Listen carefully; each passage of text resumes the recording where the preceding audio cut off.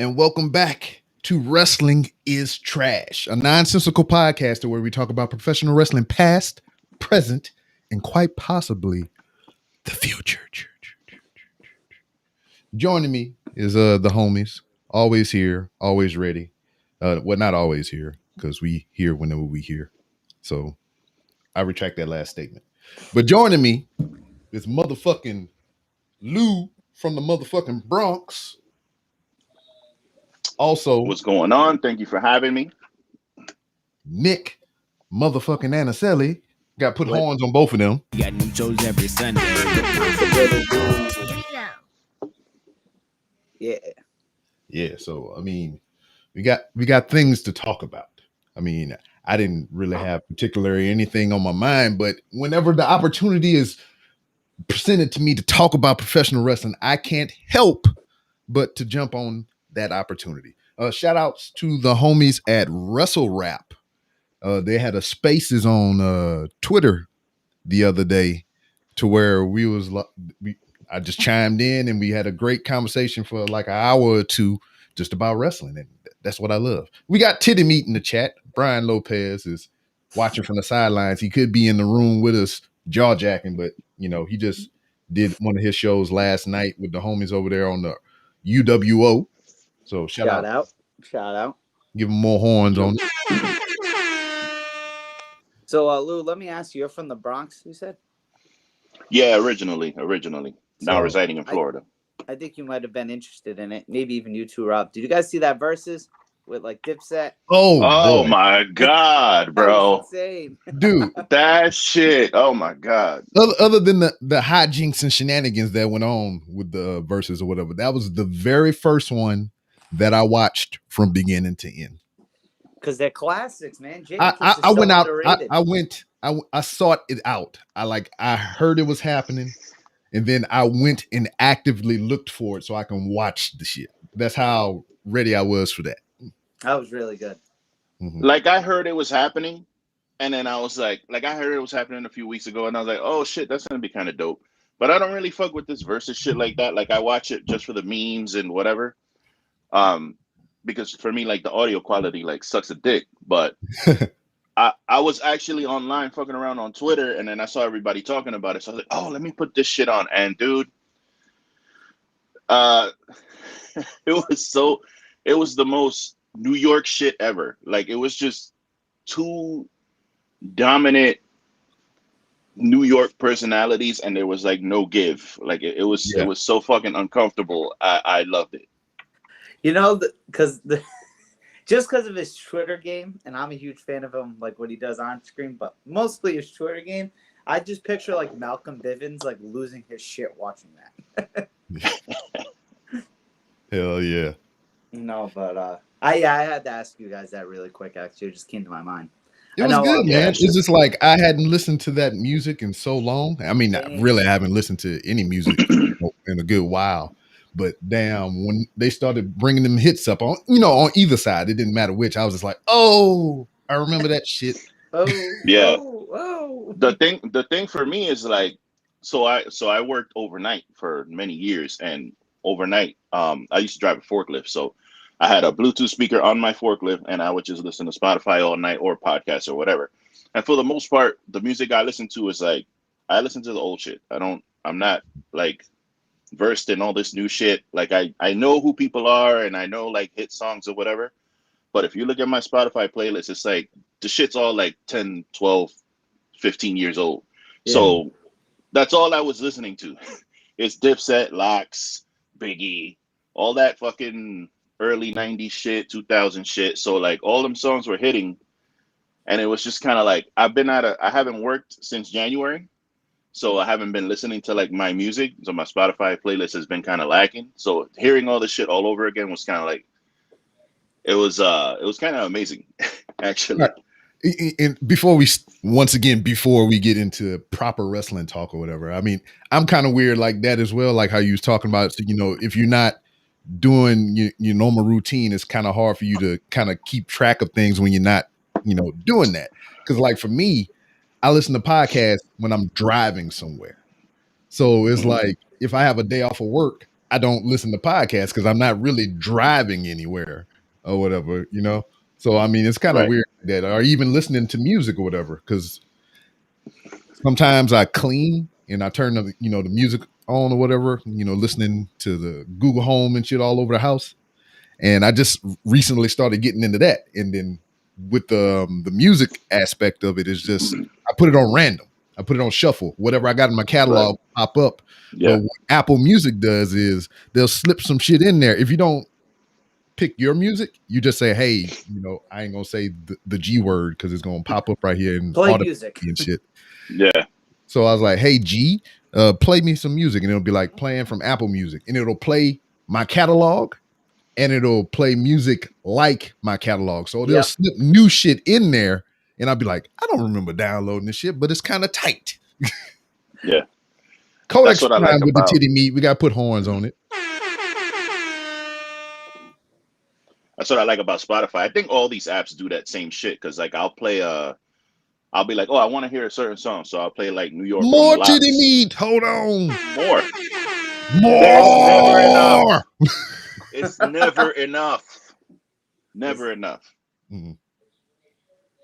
But yeah, no, just a soliloquy on the music. There, I love when they just plug in shit that you usually don't have on your list, but it's similar to what you like, and you're like, oh wait, what the fuck? I like this song. Holy shit, let me add this. Yeah. It's kind of clever, actually. Have you ever heard of an artist named Tink? Mm-mm. Tink. That No. sounds familiar, but can't say that I have. She, I think she might have been with Timbaland and freaking and all them back in the Gap or whatever. She was one of those artists that Missy and them was working with. But she had a song called "One in a Million" that was remixed from that Aaliyah's "One in a Million," and I love that shit to death. And I thought she was a one-hit wonder or whatever until the aforementioned algorithm of Apple threw one of her new singles in there, and I was like, who the hell is this? And I was like, hey man, identify this song, G-Man. And they was like, this is such and such by Tink. And I was like, oh, I forgot about her. Then I went in to the catalog and she had an album every year since that single came out. And I was like, whoa, I didn't even fucking know. Wow. That must be hard because Aaliyah's great. Johnny in the house, putting horns on it. Yeah, but also in the vein of Aaliyah and music still, not wrestling. A lot of people like it though. A lot of people. Maybe we need to make a music podcast.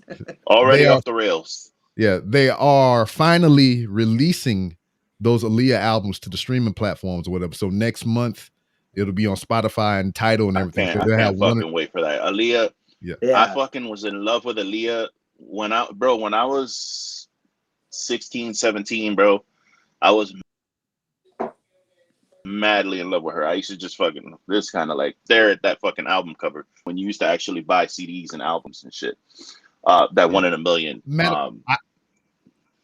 I almost bought her last album. Though I think is what I Care for You or some shit like that because my wife was looking for music to put on her iPod and she was going through the physical CD case that she got. She's like, I thought I had the Aaliyah CD. Or whatever. So and that's how I knew it wasn't on the streaming services. We started looking. I was like, why the fuck is this shit not on here? And then she's on Apple Music, isn't she?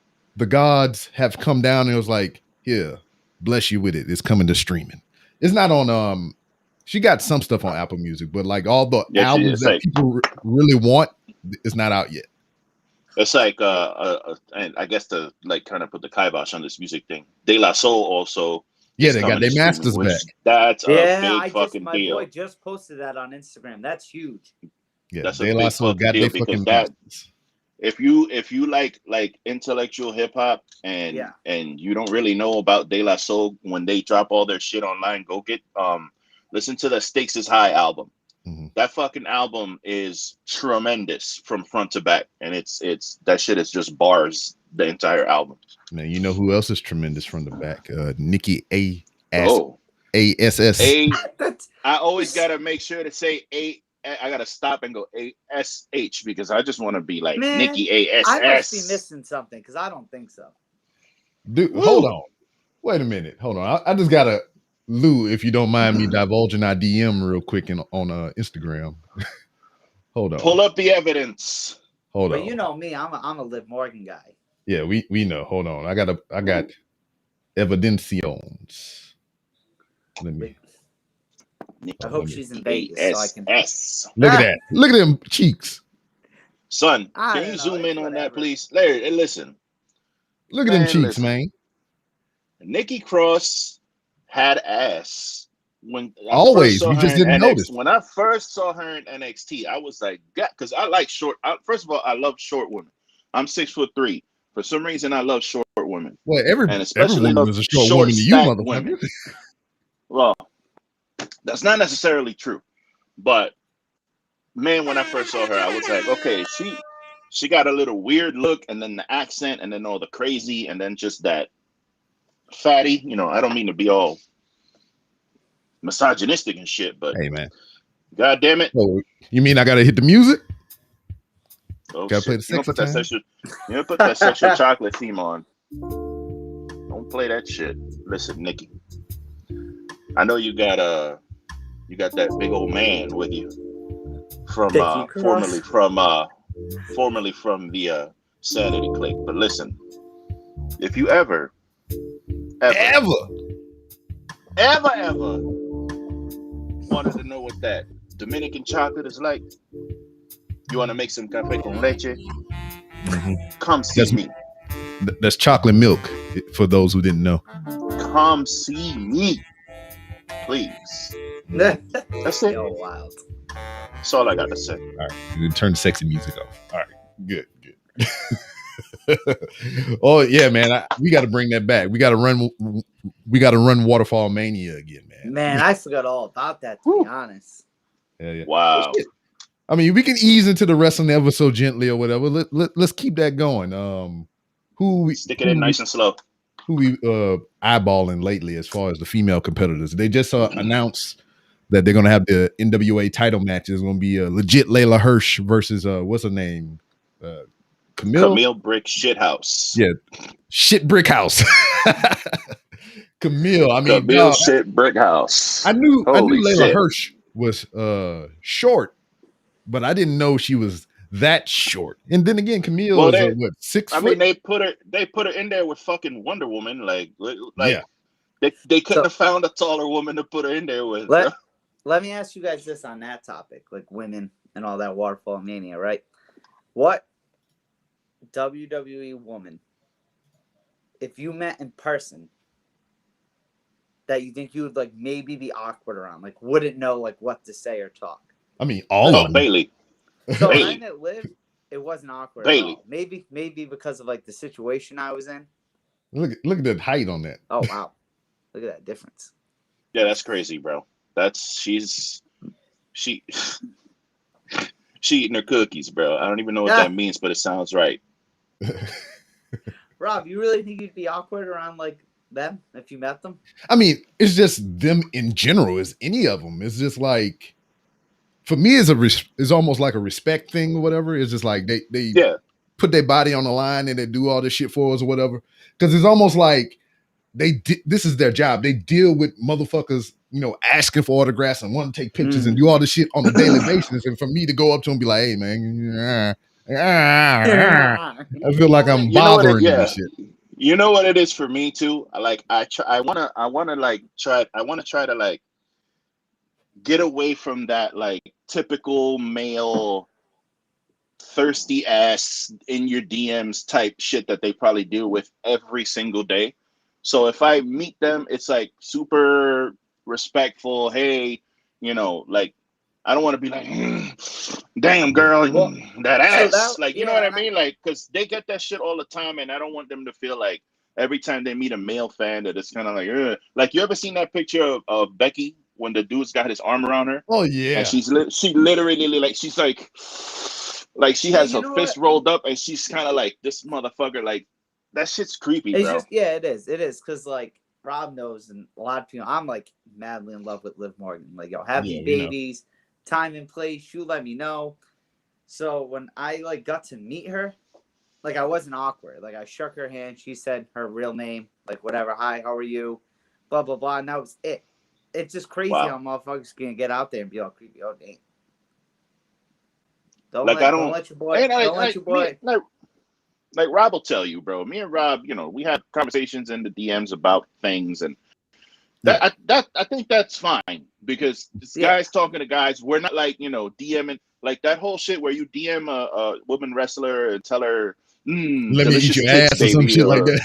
Yeah, it's like, so weird. like, come on, man. Like, what the fuck are y'all doing? Like, can you not be a fucking animal for once in your life? Like, just relax, dude. Like, they're people Yeah. too. Like, you know what I The mean? only Like, it's not. It's just the only time I'm this in shit's so weird. the only time I'm in the ladies DM is just like, hey, you want to be on my podcast? So actually, I'll There tell you you go. guys a cool story. I don't know if I told you, Rob.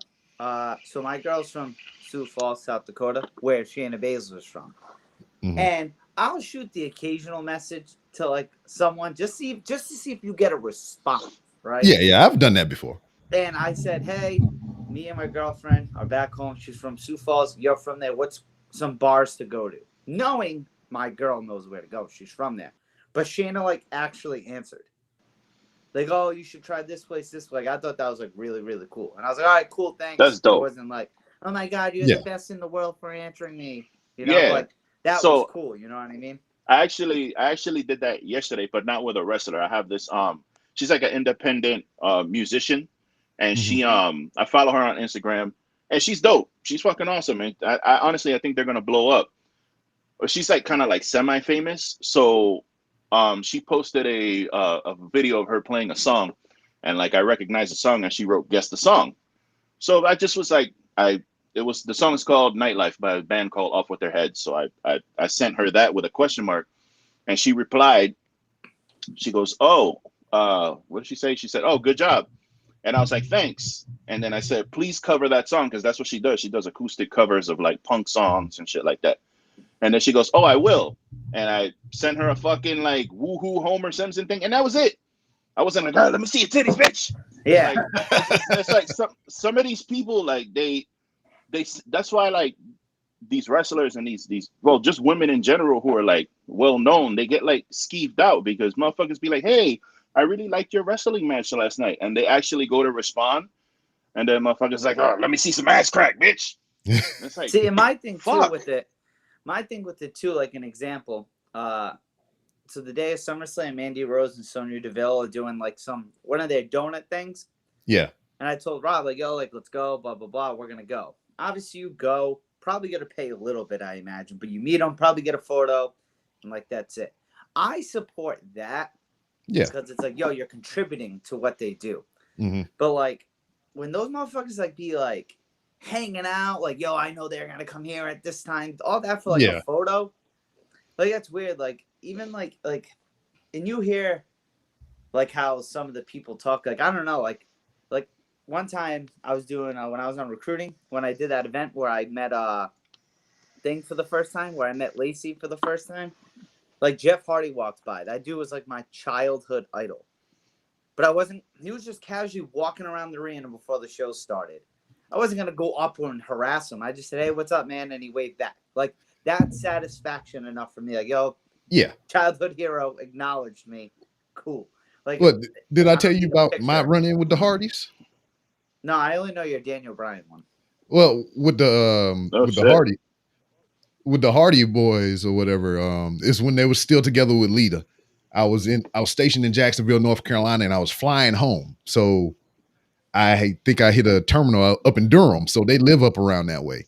Yeah. So I'm sitting there in the terminal, and all three of them walk through the airport, and they sit like legit 2 seats away from me.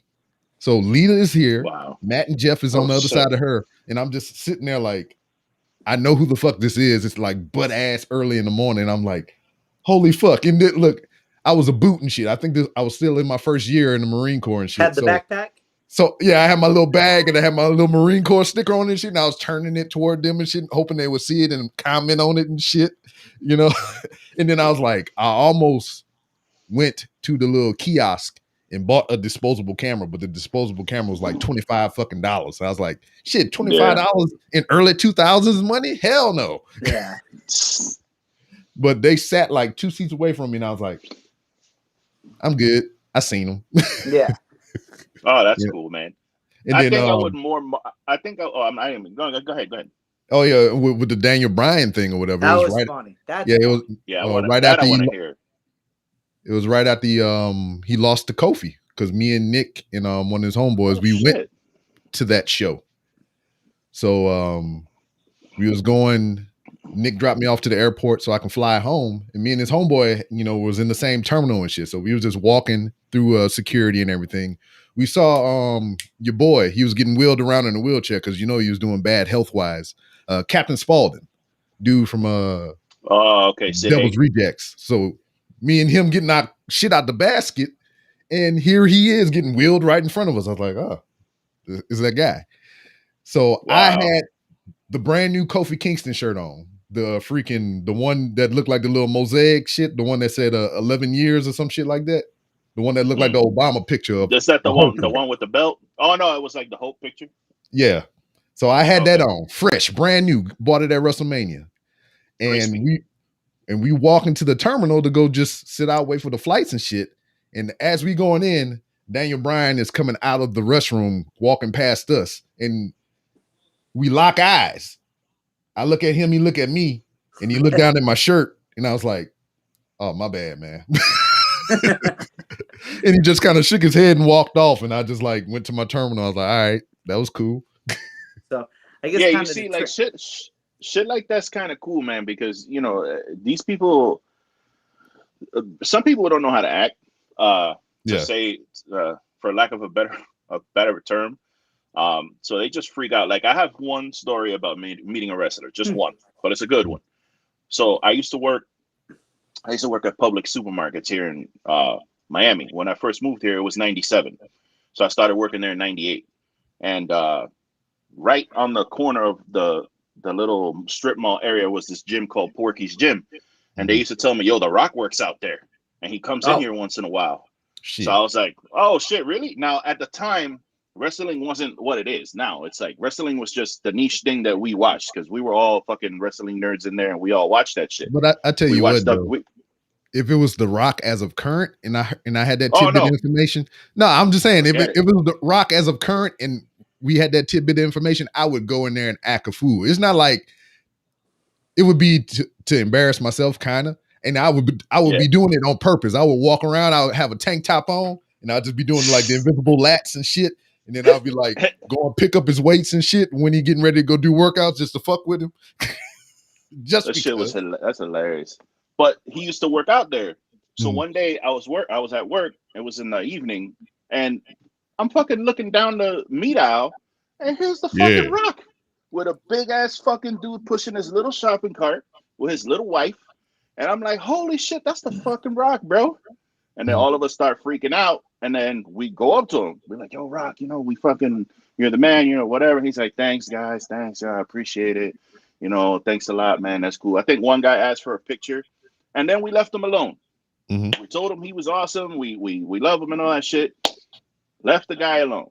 Let him do his thing. He shot and he appreciated that shit. But we had one guy The one who guy. thought he was like a sort of a mid manager. He thought he was the man. And when The Rock came in, this motherfucker would follow The Rock from the entrance all the way through the goddamn store. Asking, so next week, what's gonna happen with Stone Cold? And then after, like, what are they gonna do? Because I heard that they're gonna take the belt off of him, and then I heard that they're gonna do. And he's Oh and, no. and literally, The Rock is walking with his car. He's like, nah, I think what they want to do is like they're gonna give this guy the belt for a little bit, and like he was actually engaging him, but you could see that he was like, "Nigga, leave me alone, bro. Like Yeah. I'm trying to shop, dude." So what ended up happening is that one day they were like, "Yo, The Rock's here, because somebody saw his Escalade, and he just sat in front of the store in like the fire lane in his Escalade while the wife did the shopping, and that was the end of that, dude. We saw him like 2-3 times. And then after that shit happened, he was like, "Fuck, I can't go in there anymore." This was before Scorpion King, bro. Oh, okay. Like I before think he there's even only blew up. I think there's only really two wrestlers, maybe three, but two for sure, that I would be like, yo, like I gotta try to get a selfie with if I can. Probably The Rock and The Undertaker. And it's funny because Rob probably get a laugh at this. I'm not one of the military dudes that's like, I'm a Marine. But I'd be like, yo, dog, I'm in the military. Can I get a selfie? Man, I've even tried to parlay that into some interviews and shit, and it was like and I told you because we Weimer from Fort Leonard Wood. Yeah. He used to be stationed with Jackson Riker, and this was before he said what he said and shit and got in trouble. You know, not in trouble with the company, but in trouble by the fans and shit, right? Yeah. So I found that out, and I went through Weimer to get him on the show. You know, Wow. and then we got the mutual dude that fucking know Lacey and shit, and I tried to get her on the show because of that shit. Yeah. So that was the only instances that I actually tried to use my military influence to same. I think that'd be the only. Fucking Danny Limelight, because he a Marine too. So yeah, and that one actually worked. Yeah, I think that'd be it. Or maybe if I kind of like if I met like a Montez Ford in person. Yeah. I'd probably hit him like, yo, like Semper Fi, like I'm in right now, blah blah blah. Like, yeah. But that's like a mutual thing we have in common. Because it's like people who know, Yeah. Because Danny Limelight was on the show and all we talked about was military. We barely talked about wrestling and shit. Yeah. That's cool. But let's address some of these things here in the chat, because we got Brian saying that he smoked with the Briscoes and Rollins and shit and BJ Whitmer. That had to be a crazy cipher, bro. I want to hear that. I know. I need Brian to get on right now. Yeah, we need Brian to, elaborate on that story. And also, Carl talking about he almost got his ass whipped by Umaga. Umaga was grabbing him like, Carl. We need them both to get on to tell their story. What are you doing, Carl? It's great. Well, I don't know why Carl didn't put the thing where MJF like pretty much spit his gum and like shit on him. Yeah. And then I got to meet Kiera Hogan after she was on the show, so that was cool. Wow. That was a delight in person to see, like visually stimulating on the eyeballs to see. Y'all were talking about Shayna Baszler. When I went to that house show in 2019, I went there with the intentions to hopefully like kind of meet her and maybe get a picture, because I was really like into her. I know she's not, not romantically or anything, but I think she's fucking awesome. So I was hoping to, but I didn't see, bro. I saw nobody. It's like if they were like in their own locked world and we were like the audience, and then when it was over, like they just bounced because I didn't see anybody anywhere. So what do you guys think of when like fans like swarm where the cars go after? Like, granted, there's barriers and all that, so they're probably just trying to get photos to say hi. How do you guys feel about that? I've seen that before. I've seen it once. Yeah. And like I peeked for a second, and maybe it was just my inner self-conscious. Like I was there, and I was like, man, I feel creepy, and I walked away. Like I was literally there probably 30 seconds. I never understood that phenomenon, even with like singers and shit. Like you all seen like those Beatles videos where they come out and the girls are just like screaming like if they're being murdered and shit. Like them old Michael Jackson videos and shit with the bitches the only time I ever thought it was cool. The only thing is because with wrestlers, which I think is fair, they barricade it. So like you can't swarm the car. But me, I'm a huge Travis Scott fan. And obviously he's in Rob's neck of the woods. And after he did his Astroworld thing in Houston, like he was just driving down the road and motherfuckers were like in his car, like dabbing him up. Like in watching on Netflix his special, it looked really cool. If you haven't watched that, Rob, you should definitely peep it because you're from the area. I ain't gonna watch it till you retire. Get the fuck out of here. But yeah, like so I think like that's crazy, but I think it's because like they have more Carl. You gotta hear this story, Carl. This has to be real quick because I'm at work, so I'm like pretending I have a phone call. Pretending you taking a shit. I wish I was. Go ahead. Nah, so here's the story. So a couple of friends of mine, they used to take me, they convinced me to like go to the airport to like take their kids to meet some of the wrestlers and stuff. That's weird in itself. Yeah, it was very weird. Yeah, it's very weird, but I met a lot of good people that way. But so long story short, there was a whole bunch of people that was there, and there's one kid who just had a whole bunch of like 8x10s, and he just kept like they would like damn near trample the kids just to get autographs from these wrestlers. So Umaga was there, and so yeah. So I went up to Umaga and asked him if he wanted to sign and take pictures with the kids and everything. And then here comes the mob, the eBay mob, Yeah. damn near trampling the kids. So I'm like, so I just kind of yelled for the kids, and then Umaga gave me this face like, motherfucker, what did you just say? Did you just raise your voice at me? So I'm like, Oh my God. shit, I fucked up. So was this in TF Green? Yeah. Yeah. So like a little later on, I went up to him and I said, hey, I just wanted to apologize for, I was, for all that. I wasn't trying to get along with you. It was just, the eBay crowd almost trampling the kids and everything. So he was like, nah, it was that, it's cool and everything. And then I told him I was getting ready to start training. He gave me some advice and all that. And then he asked me if I wanted a picture. He grabbed my phone. He took the picture like in selfie mode. And it's actually on my Facebook to this day and stuff.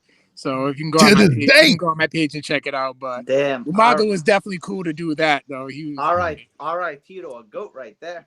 yeah, Dope. for real. Like That's I felt some type of way when I found out he passed. Yeah, I would have too.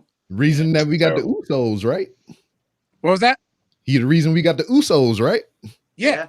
Mhm. Yeah, they got fired from their job, and he said, Yeah, he went down there and got them and brought them to Houston. Yeah, for real. All right, but I gotta head back to work before they know if I'm going too long. All right, take it easy, man. They're cool, man. All right, fellas. Oh! And that was it's funny though, speaking of like Umaga with the Usos, that was actually a cool experience. So when we were at WrestleMania the day before Rob came, we were in the hotel or whatever hanging out with Lacey, and we were just casually leaving. And as I was walking down the escalator, Jimmy Uso was coming up, and he just like, I didn't do anything. He looked at me and gave me like the goal, like, yo, like, what up, head nod, and I was like, yeah, that's pretty dope. And those motherfuckers are bigger in person than you think. Granted, they're Samoan, but like, those are some big motherfuckers. I was like, damn, dog, you huge. The only one that came off kind of like a prick, and I didn't say anything, just his presence, was when I walked by Seth. He kind of came, which I heard he's historically kind of known for being that guy, which I can kind of see. The only person, Teddy Long. That's probably my coolest story. You can ask George this story.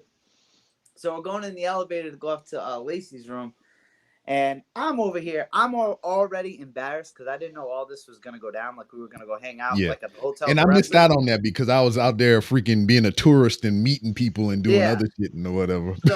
So we're getting ready. So I had no idea this was even gonna happen. I'm in a Ric Flair shirt, so I'm already embarrassed. Like, yo, I look like such a mark. I'm walking around with a Ric Flair shirt on around all these people. Thank God it was Ric Flair because a lot of people kind of rock Ric Flair shit naturally.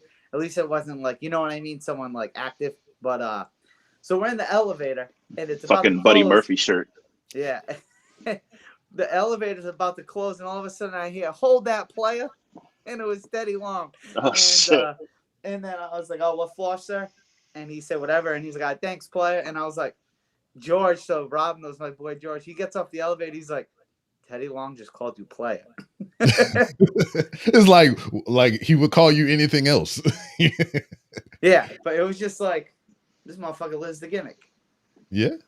That's awesome. I guess one thing we can transition to before. Well, no, we still got more stories. Oh, well, let's hear them. I'm all about it. I met Kenny Omega and Ibushi. I forgot about that. That was in Dallas, when they did right? they did WrestleMania in New Orleans and they had the WrestleCon and shit. Hey, hold on. Booyakasha 619. What's happening, people? Can y'all hear me? Yeah. The man's here. Yeah, but my black ass is just waking up. Well, must be the simple life. But it's that was my first and maybe possibly my last ever meet and greet or whatever. Because it was the first time that I went to a convention, like a WrestleCon, and it was the first time that I actually paid money for a meet and greet. So that was the 38-hour ROH Super Show and shit with the New Japan people over there. So that's why Kenny Omega and Ibushi and all them were down here in the States. So I was like, well, shit.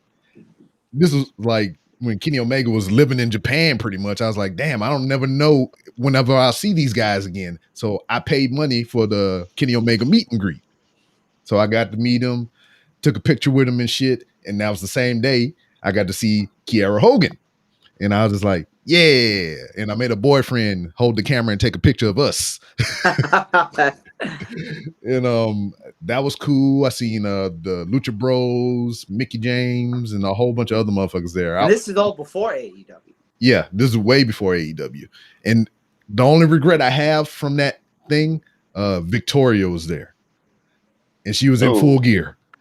And I was like, I need to talk to her so bad. But I'm like, you know, how I said, it's just like, I feel like I don't want to bother them and shit. But she was just talking to anybody and everybody that was walking by. And she was just sitting there in all her gear, just looking so lovely. And I was just like, you know, and then Shane Helms was there dressed as the Hurricane with his fucked up back and shit. And he was just sitting there wincing and all kind of other crap. Because, I mean, you know, wrestlers put their body through a whole bunch of shit, especially when he used to do that off the top rope neck breaker and shit. Yeah. And then I think I already told y'all the MVP story, right? Because that's my dude. Yeah. But did I tell you, Lou? No? I don't think so, no. We got one that don't know, so I get to tell the MVP story again. No, this is a good one. Now, I went to WrestleMania Dallas, and they had the WrestleCon there. And they also did a ROH house show there in the same building as the WrestleCon. So I went there and saw the ROH show. Kyle O'Reilly was the ROH champion at the time. Mm-hmm. And after the show was over, he came out to the ring and he, you know, was talking to everybody. He's like, "Thank you. We know why you're really here, but enjoy the weekend, be safe and everything." And you know, he dismissed the show. So we leaving out, and I'm standing out front where the valet bring the cars at, looking like Nick was saying, looking like a fucking mark because I had my big ass WWE title belt over my shoulder, and then I probably had some other wrestling shirt on, and I'm standing out front, just, you know, looking around and shit, and MVP is standing there with his old lady waiting for his car, and I'm like, if anybody have ever heard me talk about wrestling in this show, MVP is my number one United States fucking title holder ever, you know. And I'm just like, that's motherfucking MVP, and I'm sitting there with this big ass WWE title and shit, and I'm like, I don't know what to do. I'm just like, I'm walking back and forth and shit, like pacing, like, should I approach him? Should I say something? You know? And then finally I was like, fuck it. And I was like, can I take a picture with you? And he's like, I'm gonna tell you no, because it wouldn't be fair to the people that just came and paid to see me and do all that inside of WrestleCon. And, you know, I wasn't even thinking about that shit. It made sense when he said it. I was like, all right, you're right. He's like, but I will shake your hand though. I was like, oh, thank you. Pre-COVID shit, right? I was like, oh, thank you, sir. Yeah, when we could do that. I walked away, went about my business. And then I tweeted about it. Yeah, then I tweeted about it immediately after. And I was like, yay, life complete. But I gotta hear this Rollins story. Yeah, go ahead, bro. That's what I'm saying. All right, yeah, I want to hear this Briscoe story. All right. So basically, I was a big, as some of you guys know, I'm a big Ring of Honor head from like back in the day. I used to go to like all the shows when they were just on DVD before they got to like HDNet and stuff. Yeah. So they used to come to Roxbury a lot, and in Roxbury, and they do like this, huh? And they do like this. No. But the first show I ever went to was called A Fight at the Roxbury. So which, that was, as you should, yeah. Yes. So, but whenever they came to Roxbury, you know, we'd always see the guys walking around. So I got like 3 really good Ring of Honor stories. The first one, even though I did smoke with him later on, BJ Whitmer, he tried hitting on my girlfriend at the time that I was with. So I went to the bathroom, and literally in the bathroom, I'm at the urinal, and then walks in next to me is Takeshi Morishima. I don't know if you guys know who that is, but he was the former Ring of Honor World Heavyweight Champion, the guy from Pro Wrestling Noah. And he literally is like pissing right next to me. I'm like, oh shit, Morishima. And pissing on your shoes and shit or whatever. Y'all turn each other and touch dickheads and all that. No, it wasn't a Val Venus Big Show situation, but you know what I mean? But it was just like, oh shit, Morishima. And I zip up, go away. And my ex at the time was out there, and BJ Whitman sitting there macking to her, got his arm up like this on the wall, like, so what's going on, blah, blah, blah. And I walk up to BJ Whitmer. I'm like, are you trying to holler at my girl? He goes, oh shit, I'm sorry, man. I didn't know she was taken. And then walks away. But through those shows, I got to meet like the true emphasis of that story that you just said, that small instance is like, why the fuck she ain't say nothing? Well, no, she was like turning away to him because this is when he had all like the weird acne on his face and long hair. But like through those Roxbury shows, because it was so like tight knit there, we got to meet a lot of the people. Like Claudio, aka Cesaro, was really cool with everybody, like all the fans there and shit. There was a girl who literally got him like a Red Sox jacket with his name on the back, or a Red Sox jersey with his name on the back of it. When Mark was injured and hurt his knee, he was there on crutches. So, you know, whenever we see Mark, we always talk to Mark. Jay was working most of the time, but after the shows or whatever, they were pretty cool with the fans. The smoking session happened when I went to, I believe it was Final Battle. I want to say 2010 in New York at Hammerstein. Yeah, he was high. That's why he can't remember well. Yeah, like I said, I just woke up too. But it was, but I went to Hammerstein twice. I went for a Final Battle, and I went to a Best in the World. And it was after Final Battle, after the quote unquote Age of the Fall debuted and all this stuff. The Briscoes were there, and BJ Whitman was there. So after the show was over, we were gonna hop on a train, like one of the trains going back to Queens, where we were staying because we got a cheaper hotel. So we're outside, we're all chilling or whatever. And my ex at the time, of course, was a stoner. So she pulls out a blunt, and we start smoking. Jay and Mark come outside and they're smoking. Like they're smoking. Them motherfuckers just started popping up like Snoop Dogg and Half Baked, right? That's exactly what happened. So Mark and Jay come out and they're smoking. Like Jay, I guess Mark calls it like a hog log or some shit like that, and they're smoking on it. So then they smell the weed, and then Jay goes, "I kind of smell it. I kind of smell it." I'm like, "You mean this?" He goes, "Let me get a hit." All right. So I pass Jay Briscoe the blunt. Then he passes it to Mark. BJ Whitmer comes out with a bag. Jimmy Jacobs comes out with a bag. Tyler Black comes out with a bag. And like their bags, like they're leaving the show. And I thought you were talking about like a bag of weed or whatever. No. They're coming out with their bags like they're ready to bounce. Best story ever. I was about to say all these bags of weed. I wish it would have been a longer session. But no, so like they're all coming out, and then they're like, yo, you mind if we pass this? I'm like, go for it. So then Tyler goes, let me get a hit. So Tyler gets a quick hit, passes it back. I'm like, oh shit. I'm like, y'all motherfuckers really smoking my blunt. Then BJ Whitmer comes up, takes a hit, passes it back. And I was like, that bitch in the face. I was like, you gonna hit on my girl and hit my blunt? No. So then I go up to BJ, like we're all sitting there smoking and shit. And I'm like, yo, BJ, I'm like, you don't remember me, do you? He goes, nah. I'm like, do you remember her? He goes, kind of, sort of. I was like, that was the girl you hit on at Roxbury about a year ago. He goes, oh shit. He goes, yo, still my bad. I am so sorry. But no, we sat there. We all chatted about the show for like a good 15, 20 minutes, smoked the blunt, and just hung out. Tyler only hit the blunt like once and then started walking with Jimmy Jacobs. Mm-hmm. But it was just super cool to see them dudes just like hanging out with the fans. And never thought I'd say this, but I smoked the blunt with a couple wrestlers. Word. That's dope. And the MJF story. I know you were talking about the MJF story with Carl, and I noticed that he conveniently left that out when he called in. Yeah, I was there. We saw MJF earlier on in the day, right? Carl sees him first. Thank you, baby. Oh shit! Lights. I know, lights. I feel like God. And I got girls singing the tune. I was at the show at Beyond with Carl when we met MJF. First, Carl sees him in the bathroom, and I guess MJF. Hey, whatever happens stays. But I guess MJF cursed him out in the bathroom. And then he's like, yo, MJF's really a dick in person. I'm like, really? So I see him walking by. I'm like, yo, what up, MJF? He looks at me and goes, and just walks away. So then the entrance happens. So then the entrance happens. And of course, I'm the one filming it because this is all on video. We stand right where they're coming from, right? MJF comes walking out. Carl's the first one there. I'm the second one there. He looks at me and Carl and just takes the gum and he goes, he's bigger, he's smaller. Boom, and throws it right in Carl's face. And then he goes out and does his match with. Then he does his match with Josh Briggs. Like I said, it's funny that Carl conveniently left that story out. But yeah, no, it was funny. MJF was literally in character the entire day that we were there. I think that's just him. I think he really does that like 24/7. I mean, I love that he like lives the fucking gimmick. That's crazy. Lives the gimmick.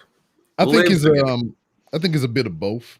It's like he's living the gimmick, but at the same time, because like if you ever heard him on the Jericho show, right? His podcast. If you listen to him on there, it's like he's staying in character, but at the same time, he's kind of divulging personal shit at the same time, but he still does it in character.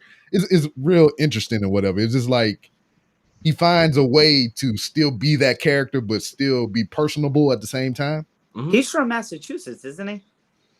No, I think he's from New York. Oh, I thought he was from Mass. I thought he was near the Cape Cod. That shit's cool. That shit's cool, man, because sometimes that kind of shit can come off like super cringy. Like, remember when fucking Matt Hardy did podcast and he was broken Matt Hardy the whole fucking podcast? I was like, fam. Yeah, that's stupid Like, as fuck fuck. you doing? Yeah. What the fuck are you doing, bro? And to me, I can Fuck say that. this. I've actually seen MJF break character because after that match, it was his last quote unquote indie booking before he went to AEW. Mhm. And it was cool because he actually broke character for everybody there, told us to put away our phones and to never like release the footage of what occurred after that show was over. So me and Carl will always say we seen MJF out of character. And because we are like diehard wrestling fans, we will never divulge what occurred after that show was over. Because it's a mystery that nobody needs to know. It's like to see him outside of his gimmick for like no. It was great. No. What? Evolution is a mystery. That is true. So, but no, it's you know cool. what It's cool. I like when they stay, kind of like what Bray Wyatt does. Like he stays in character like 98% of the time, but like if he's at the grocery store, like with that photo that released him, like he'll take a photo with someone. Like, you know what I mean? Like I don't know. I think he does it modern because granted, when Taker was doing it, it was a lot easier. And what was also hilarious about Bray Wyatt is daggone, he just had a baby with JoJo, the new kid or whatever. And this motherfucker was in full Fiend gear holding the baby and shit. Yeah. You know, I like when he won the Universal title, the blue, when they just first came out with the blue and he had it. And he said, like, Nash likes it, so go fuck yourself. Yeah. MJF from Long Island, they say. Oh, okay. That makes sense. Pricks. Yeah, I can't believe Bray's gone, though. That's sad. Mm-hmm. Not shocked. Yeah, a lot of people were speculating that he might come back or something because of that picture he posted. I don't think so. I think he's just gonna debut another kind of like scary character somewhere else. But people are like, "Oh, he's bringing the Fiend back. He's coming back." It's like, how'd you get that from that picture? It sounds awful and it's also stupid. But with Jericho, I mean not Jericho, with Punk and Bryan probably going to AEW, I think they would re-sign Strowman before they'd re-sign Wyatt, which in my opinion is dumb. Yeah, because he's already training again. Strowman is. Well, Strowman's already signed. Like he's got shows in like February. He was posting about. He's doing like some big one they do in like Qatar or something in like February. Guitar. Yeah, Qatar. Like that's like right near Afghanistan. Like he doing like some crazy overseas shit. Yeah. Oh damn. Yeah, I think it was Qatar. I'm pretty sure, but I don't know. So I want to, because I know Brian's kind of into it a little more. Maybe, Brian, you kind of come off as a conspiracy guy. And if I'm wrong, I apologize. It's okay. I'm not a conspiracy guy. I'm just a person who likes to use my brain.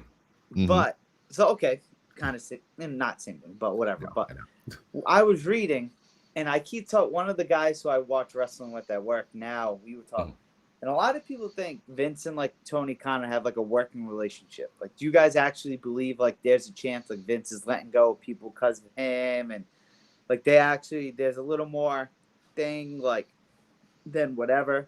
Because I say no, and everyone's like, well, look at Jericho on the podcast. Well, if you listen to that podcast, Vince was cool with Jericho going to fight Omega because it's like, hey, it's a WWE guy in Japan. Like they'll bring an audience, and then him coming on here like, yo, it's gonna bring AEW people probably to WWE, like watching. Like, I don't know, I don't buy that bullshit to be honest, but a lot of people do, I guess. No, I think it is what it is. We're wrestling fans. We want to know that there's drama between the two companies. And why? That's not a wrestling fan. That's a dickhead. No, but I'm saying like as like wrestling fans, we're supposed to be like, no, I like Coke. No, I like Pepsi. No, I like this. I like that. Everybody wants like a conflict of interest to like make it seem like, you know, they hate each other at all times. They're businessmen. You know what I'm saying? Tony Khan was successful being a analytical guy for the Jaguars, made a shit ton of money with his father, and is a guy who has enough money and is a diehard wrestling fan that decided, you know something, there needs to be an alternative to WWE, used his own family money, bought a promotion, found wrestlers that are going to fit his style of pro wrestling, and is doing his own thing. Vince McMahon is a guy who, you know, bought the business from his father, never like always wanted to be a wrestler, but never became a wrestler, and is enjoying making money on a daily basis. To me, it's not like I always say this when it comes to pro wrestling. WWE is the indicator of what pro wrestling is around the world because it's the biggest promotion in the world. Mm-hmm. So even though, yes, Vince doesn't, excuse me, consider them competition, to me, he wants the other company to succeed to a level that's not as great as his. Because if more people are talking about the sport of pro wrestling, then it's obviously going to draw eyes to WWE because when you say wrestling, everyone's like, oh, you mean WWF or WWE? You know what I mean? So even if AEW is doing its own thing and grinding, Vince sending over or Vince releasing talent that he was hoarding anyway isn't him helping Tony Khan. What it is, it's just freeing up more talent that Tony Khan could utilize in the future. You know what I mean? Or end up developing. Like we talk about with TNA. Look what happened to Christian Cage. Christian was just another guy in WWE. He leaves there. He goes to NWA TNA, wins their world title a couple of times, you know, rebuilds himself, and then comes back to WWE for yet another short run. But it gave him something fresh to do. So when he does return to WWE, they could utilize him as a bigger star. Now, this worked for Christian, but it didn't work for EC3. You know what I mean? So it all depends on the person. But to say that they're working together, I don't think they're working together. I just think Tony Khan is being smart with his pickups. He's like, okay, if it's a talented name that I know I could utilize in this role, I'm going to use him. Like, with all due respect to Everrise, I think Everrise is horrible. But they pick up Everrise in AEW and call him 2.0, but they're still doing the exact same thing they were doing in NXT. They were jobbing out. But the thing is, in AEW, you can utilize them better in the tag team division, in a division where there's like 20, 30 tag teams compared to WWE, where there's like 7 or 8. You know what I mean? So even though to us it's a weird pickup, it's a smart pickup for AEW. Yeah, because you can because they're actually adhering to the win-loss record or whatever. So you're going to need more people to lose because you don't want your people like Will Hobbs and all these other people that you have, potential to make bigger stars to have all these losses on their record and whatnot. So that's why they pick up a lot of these indie guys and whatnot, and they do these temporary contracts to have them on there, because you see a motherfucker that is good, but they record is 0-9 and shit. I was like, so all right, we know what they're there for. And anytime, and it kind of sucks at the same time, because anytime you see them in the match, it's like, all right, they're about to lose. It's like my boy Fuego. Fuego del Sol. Baby. That's Fuego, baby. We be down here damn near every show they put on down here, and I'll be at work and I'll be like, son of a bitch. Like, I'll tell you right now. It's like when they had Holidead on Dark. Holidead was on Dark going against Nyla Rose, and I was like, holy shit, Holidead. That's fucking awesome. And then she got completely squashed, and I was like, oh, well, okay, I get it. This is what they kind of do on Dark, but that was a little kind of unfortunate to see her get totally squashed. But then again, she was on a big platform, so it like helps her, but at the same time, it helps Nyla, and it's like I kind of understand what they're doing. The smartest man on the planet right now is Adam Cole. Bebe? He's leveraging like a motherfucker. Because Tony Khan denies he offered him something. I don't buy that for a goddamn thing. Now, it would have been true if he was still under contract. Because that's contract tampering. That's a tampering or whatever, and that's illegal. So the statement would have been true then, but Adam Cole is not under contract, correct? Well, he's under a handshake after takeover. Well, handshake ain't a motherfucking contract. Yeah, he can't get like penalized for doing something with a handshake contract. Yeah. So what I heard is, so there was someone in WWE who got released, who like did all that, like contracts or whatever. So I think like Adam Cole was like, yo, like my shit's expired, or my contract's like done. Like he gave them that common courtesy. They extended him till after the takeover. I think he's gonna stay with them though. Yeah. But I guess he had a meeting with Vince on Friday. Yeah, supposedly that's what everybody's saying. But it's all in Adam Cole's court right now.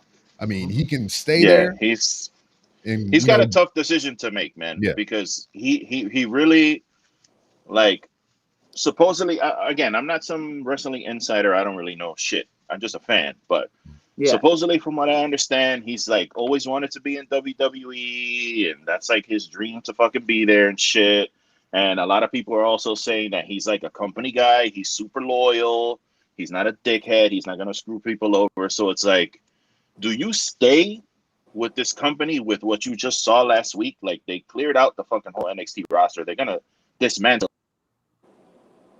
it basically and change it into something else because it's not what Vince wants. Do you trust them to put you like on the main roster and use you like the way you feel like you should be used, or do you go to AEW with all your old buddies and shit and be up in there with the where you have more creative freedom, quote unquote, and you probably going to get a much bigger push. And there's a lot of guys that are closer to like your size that you can work with. Like it's a hard choice because WWE is going to throw money at them.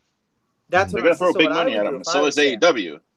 And the only thing with WWE, they're only throwing money at him to keep him off of somebody else's roster. That's all the fuck they're doing. I swear to God, that's all they're gonna do. Because I'm telling you now, and I've said it a while ago when I heard all this shit was going on. If Adam Cole stays with WWE, they're gonna drop the ball with this motherfucker. All they did was pay that motherfucker money so he wouldn't be on somebody else's roster. I'm telling you, point blank. Huge facts. I said it. Oh, go ahead, Nick. I'd sign that big money deal that they're probably gonna give him, knowing damn well they're gonna fuck me over. But collect that paycheck while you can, right? Because he's not old, but he's not young either. But collect that paycheck while you can, get that WWE money, because once they release you, if they ever do, you have a job. You can easily go to AEW. Yeah, absolutely. Before Brian get into what he's gonna say or whatever, it's just like him going to AEW right now would not be a good move. It's just. They got too much shit going on right now, and I don't see where Adam Cole would fit in. But Brian, your thoughts? Well, I said this yesterday on the show. I'm like, I'm not Adam Cole. I can't make the decision for him. No. I look at it like this. First things first. If you are to sign with WWE, in writing, in your contract, you make sure you put every out clause you can. Yes. Because we all know. Ask the Good Brothers. You know what I'm saying? Ask Lana, ask the Bennetts. You sign this new big money deal, and within a couple months, you're released. Okay? Like, if you're going to sign that contract, you make sure that there are clauses where if I get released prior to my contract being up, I don't want a 90-day clause. I want X amount of money guaranteed. If I get released, I want like a severance package. If you put it in writing, WWE will adhere to it. And they will do that. That's one of the biggest problems with most wrestlers is they sign these contracts and they don't read the rest of the papers. They read the numbers. You know what I'm saying? They're like, ooh, this amount of money, I'm with it. Now, the counter to that point is if I was Adam Cole, I'd look at the situation. You fly me down to SmackDown to have a quote unquote one-on-one with Vince McMahon. While I'm flying there and at the show, you release one of my boys. Out of nowhere during the show. Okay, you're letting him go. A guy that I helped build one of the greatest factions in NXT, if not the greatest faction in NXT history, 100% in Undisputed Era. Okay, you're letting everybody go. There is now a quote unquote formulaic change, which I've said for a while WWE needs. I don't think it's the right formulaic change, but it's a formulaic change. You know what I'm saying? That's going down. That doesn't look very favorable to you. They don't want people that are already in their 30s. They don't want no more quote-unquote midgets. Their words, not ours. You know what I'm saying? And with all due respect to Adam Cole, height-wise, he fits those descriptions of things WWE no longer wants. So to me, it's like, all right, there's like a bunch of 6'10 motherfuckers, and I'm still under like 5 feet. Like, something wrong here. You know what I'm saying? Like, I'm standing out like a sore thumb based on what's being said. Exactly. So to me, it's like, do I even risk it? Or do I say, fuck it, and just say, I'm going to go work with my friends, make money, have fun. Plus, when it comes to health insurance, with all due respect, he's about to marry a dentist. You know what I mean? So I think your insurance is going to be covered for a good amount of time. So it's a win-win either way for Adam Cole. Yeah, because the thing he doesn't have that some have on the roster, because some of the small guys like Ricochet and even Reginald, as of late, well, Reggie, WWE likes them not because they're big. WWE is, I think Vince likes the flippy shit now. Like with certain people. Like likes them for the shenanigans. Like he put Ricochet in Money in the Bank because of what he can do. Not because he's old. Yeah. Same like Reginald. Like he's having 24/7 matches. Reggie, if he's still Reggie gonna be in the next Money in the Bank, I guarantee. If he's still like you know what I mean? So but Adam Cole don't do that flippy shit. He's just a little guy. I mean, he does Who's that? shit. Who that is? Whoa, Nick. Hey. Whoa. But it's the one above Jesus. Yeah. Wow.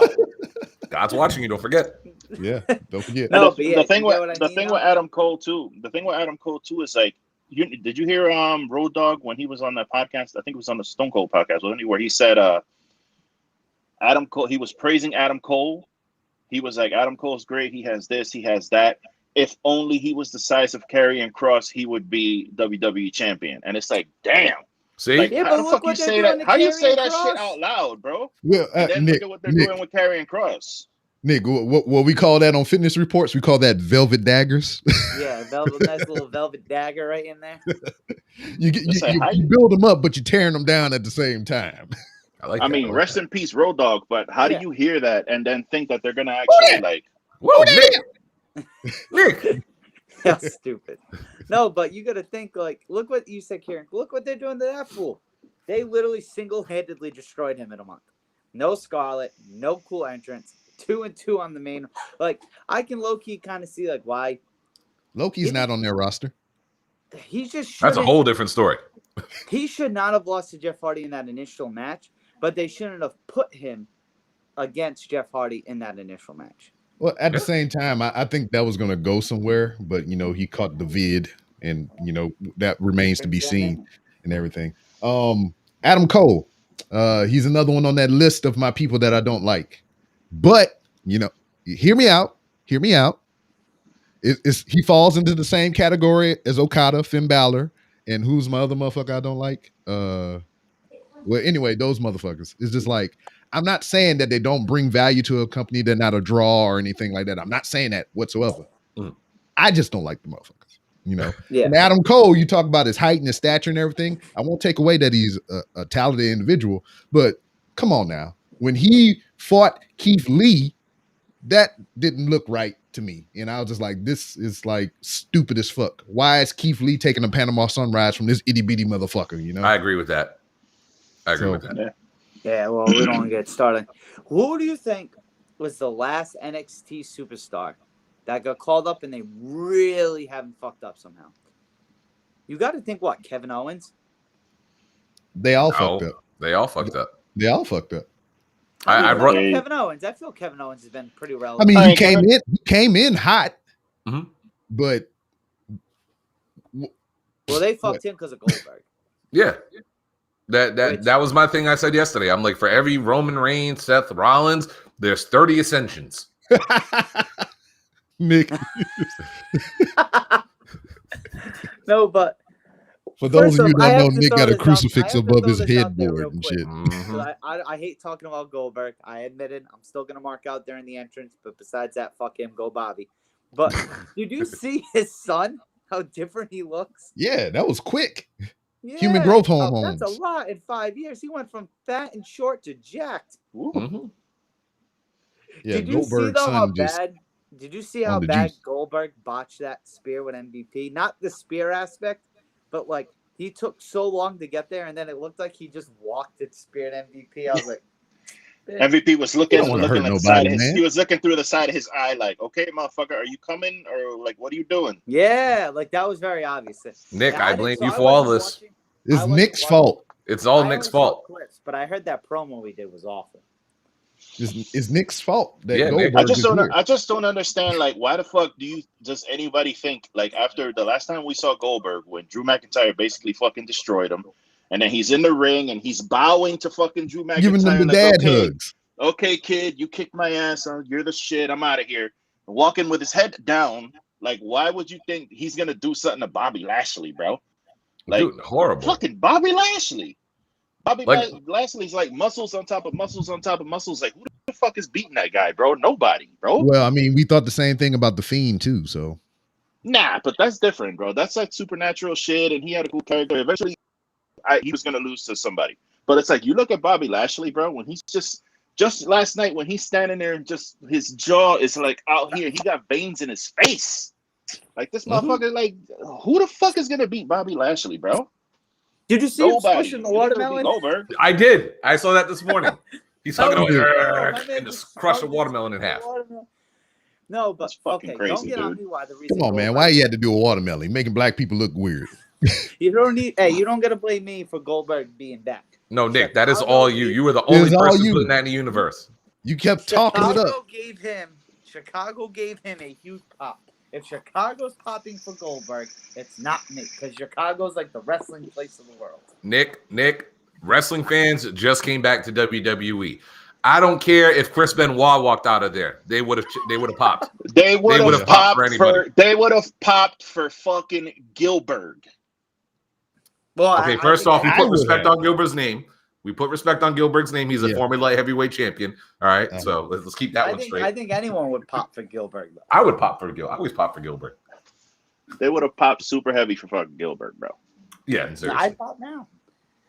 I'm excited. Did you guys watch last night? No. Yes and no. We were doing our but show. I like how okay, so who? Did you see Kofi's post about Riddle? Hmm. All right, so I guess a couple months. Sorry, I cut you off, but before when they first started this RK Bro thing, Kofi pretty much said to Riddle, like, "Hey, he's gonna hit you in an RK out of nowhere. You can't trust him." And then last night, obviously, Riddle did. Kofi, it's like a video of him, like telling like that clip, and then he was like, "I told you, white ass." And then like the glass. But it was like a cute. It was a cute RKO though. It was mad cute. Yeah, I know. They're gonna fight for. That was like the cutest RKO ever. He's like petting his head and shit and smiling. It's like, then after the show was over, Cena came out and they all hugged and everything was okay. Yeah. I'm just excited to see Damian Priest. That's my boy. That's like my new NXT boy. But he's on the right path. So far, he's on the right path. Oh, you put Brian to sleep. Well, the reason I asked y'all about Raw last night was because I was wondering if I was the only one who was noticing the insane amount of piped in crowd noise last night. How about the insane amount of ass by Nikki ASS? I knew this was going to happen. Not this week. The week before, Drew McIntyre was called the 16-time world champion by Michael Cole, who's not on the show. Yeah, that's what I've heard. People saying that it was being piped in and whatnot. Bro, last night I was watching last night and like doing shit with my phone and watching at the same time, and it's like they're using like the boo piped in crowd noise track that they're using. Mm-hmm. They're literally using the exact same one for every time they need a boo. So it's like you can hear if you listen to it, you can hear like it's like there's like a crescendo of boos and it sounds exactly the same. But when you hear it later, you hear the same exact one, and it's like, oh, these motherfuckers it's just one guy pressing the boo button. He's like pressing the boo button, and it's like one sound. Yeah, kind of like that. Yeah, exactly. I've been saying this. I've been saying this forever. WWE is trying to control their own narrative. I tell people all the time, I'm like, when you watch a Monday Night Raw, you're not watching a pro wrestling show. You're watching a variety show. Yes. So they want to have the right reactions. The problem is the fans aren't going to sit there and do everything WWE wants. Like, of course, we were Wyatt chants from what I heard last night again. Oh, bad. So they're going to have to find a way to drown them out.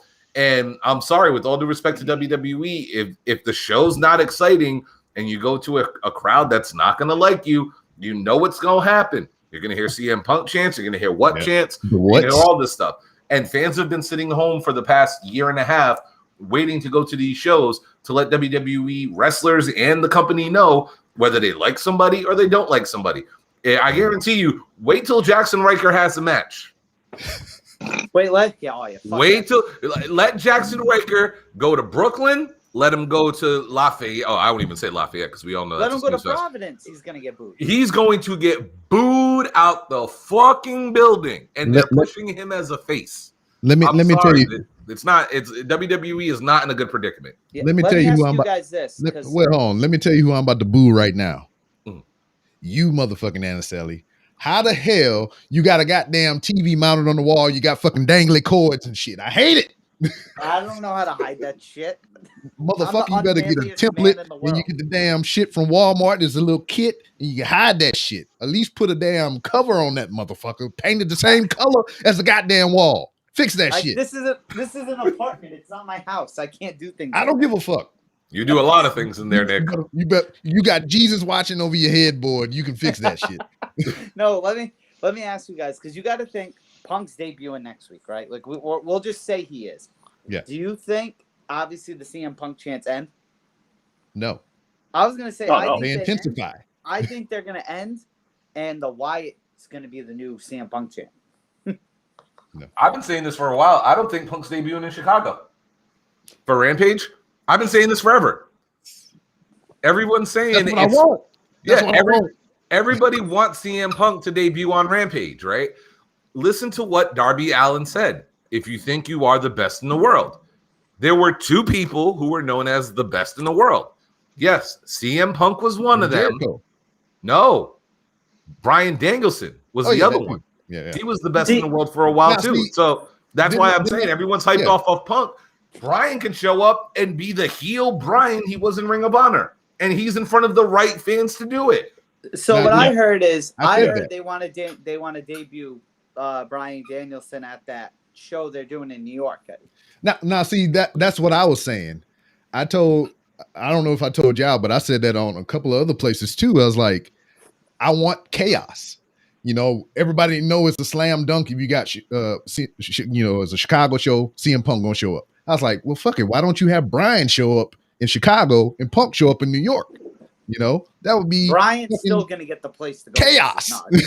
And then the other person that was opposed to what I was saying, because like, oh man, you're already leading people on saying that it's CM Punk, you're doing it in Chicago, people are taking off of work and spending their hard-earned money to go to a wrestling show, you can't do that to them, you gotta give them CM Punk. I was like, it's a TV show. I mean, Game of Thrones didn't go the way you wanted it.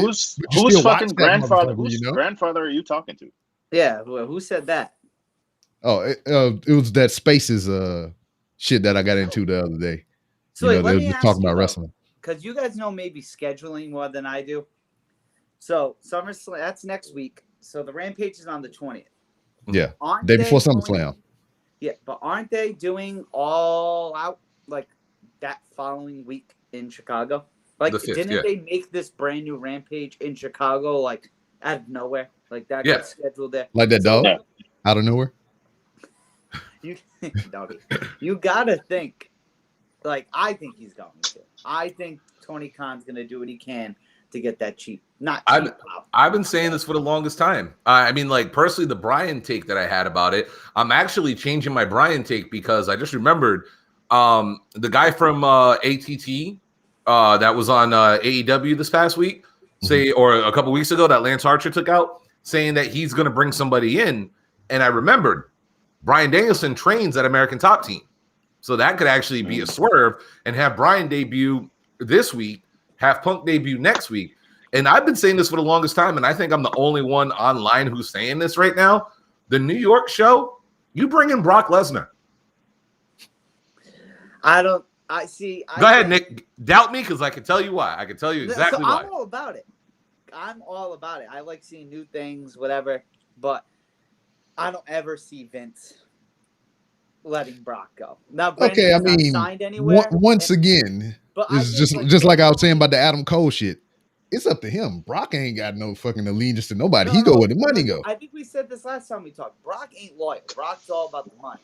But I think Brock knows Vince will pay him whatever he wants. That's the thing. That's the Edge thing. I don't know how much Edge is making, but there was no way in hell Vince was letting Edge come back and go to someone else by him. And I think Brock would be the same way.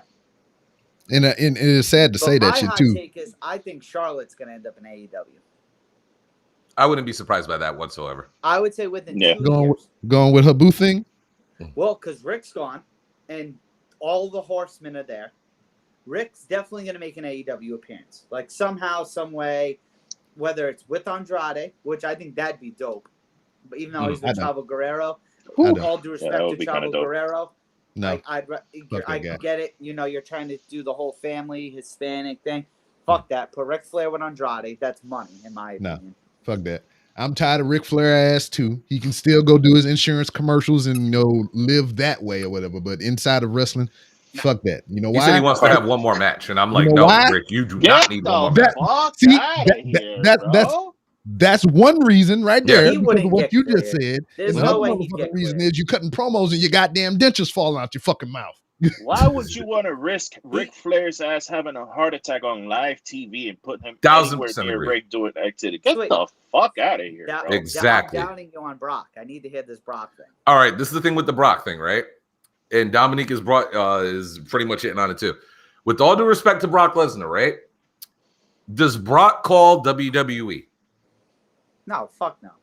Does Brock wait for them to call him? Fuck no.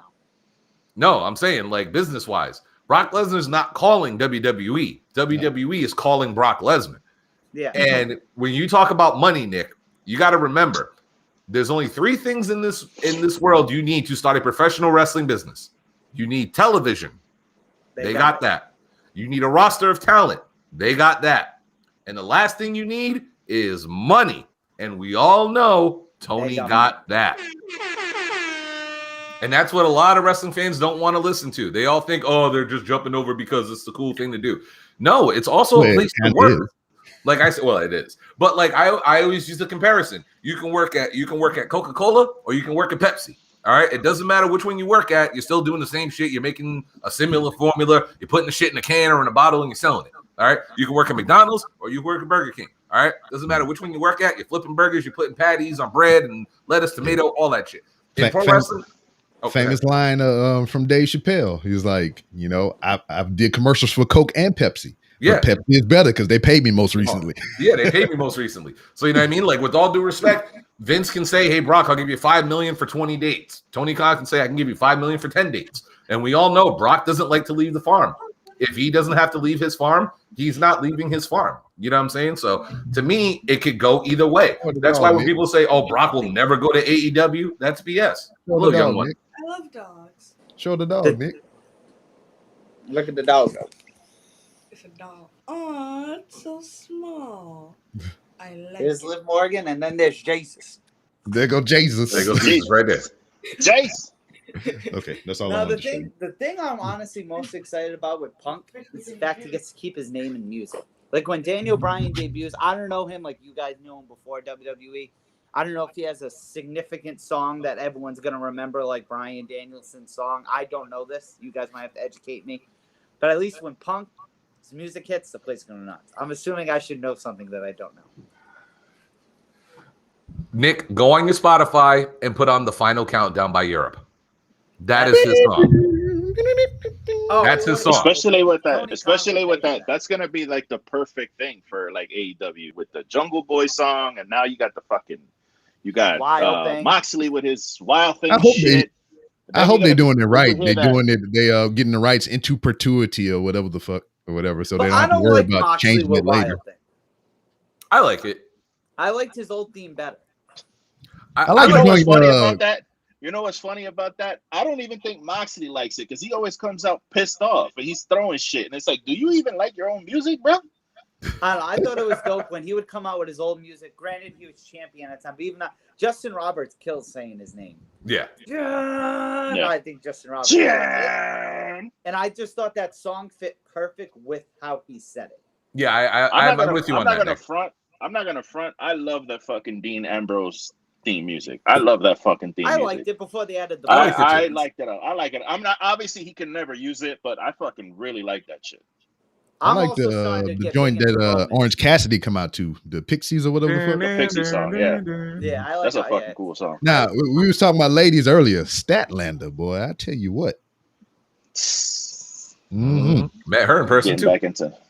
So you know, you guys, based off what we're saying with names, especially, so you guys like, do you see any big names returning at SummerSlam? I don't even think Becky's gonna. No, I'll say this: SummerSlam has to do 3 things to win that weekend. Because if Punk shows up in Chicago, he wins. You know what, Brian? They win that weekend. Before you hit those 3 wickets or whatever, you need that to be a segment or whatever. The 3 things you need. For real, that should be a thing. There you go, new segment. New segment. But no. Here, 3 things need to happen for them to win the weekend at SummerSlam. Okay. Number 1, Brock Lesnar needs to return. Number 2, John Cena needs to win number 17. I would go. Or 3, which I think none of us here want. Goldberg has to destroy Lashley. Ugh. Those are the 3 things. What about a Big E cash-in? Well, No. that's the only thing I'm banking on, that Goldberg wins, or even if he loses, Big E makes that cash in. Yeah, but to me, none of You those three things cannot would top have CM Punk debuting. no. You can't have No. Big E cash in on Goldberg, bro. No, bro. You have to, so they have big You meaty men can't. slapping meat. No, Yeah, bro. we You need can't big have meaty men that shit, slapping bro. meat. No. I know that's what he wants. No, bro. You can't do that. You can't have Goldberg beat Lashley and then no, bro. If anything, have Goldberg do some weird shit with Lashley where he hurts his ribs or something, and then Big E cashes in on fucking Lashley, or at least something, bro. Because at least you can kind of go, okay, well, Lashley was champ, but he was hurt and he got swerved with the fucking briefcase instead of beating Lashley 1, 2, 3 with old ass No, Goldberg. because this is how it works. Bro. This is how it's going to work from here on out, since they're going to start integrating black champions. You can't go from a black guy to a black guy, so you're going to have to go to the black guy to the white guy to the black guy. He's gonna hand it off. He's gonna put it on, take it off, and hand it right over to Biggie. Yep. Hey, Yokozuna did it with Bret Hart and Hogan. True. Yeah, Rob, how cool would that be, though? Yes. If Big E actually won that night, we witnessed, I guess, 2 out of the 4 like African American champions. Yeah, that history making. All right, Rob? so Dan, you fucking it up. You can't put Thick Statlander. You know, Thicky Cross sound better. Thick Statlander don't. Nah, Thicky Cross. that don't sound right. Yeah, you gotta come up with another something. one for Statlander. Something's gotta be. You gotta be a little more creative. you with know How that. about Oh, we can do- Statlander? Statlander. Oh, I like that. yeah, I'm glad you said that. I'm glad you said that because you saved me from saying Fatlander with PHAT. Ah, But you put fat either way, the sound is like, nah, she's not fat. not But Stacklander, hell yeah. I like it. Put the horns. Statlander. That's Horns. what I'm talking about. Thank you for the horns. That's You what see, I'm even the talking dog agrees. No, So does Dominique. Dominique approves. about. Oh, I need a I'm black more of a marker. Mandy Rose kind of guy as of late. Mandy Rose has always been beautiful, but Like I said, if y'all go to if you go to Demandy's Donuts, I want a strawberry glazed. Mm-hmm. That's all I Well, want. so I was looking it up. The place they're doing it is like a place. Like it's not like a donut place. Yeah, they open. They got a No, they got their own business now. donut shop in They got their own Vegas. place. Well, the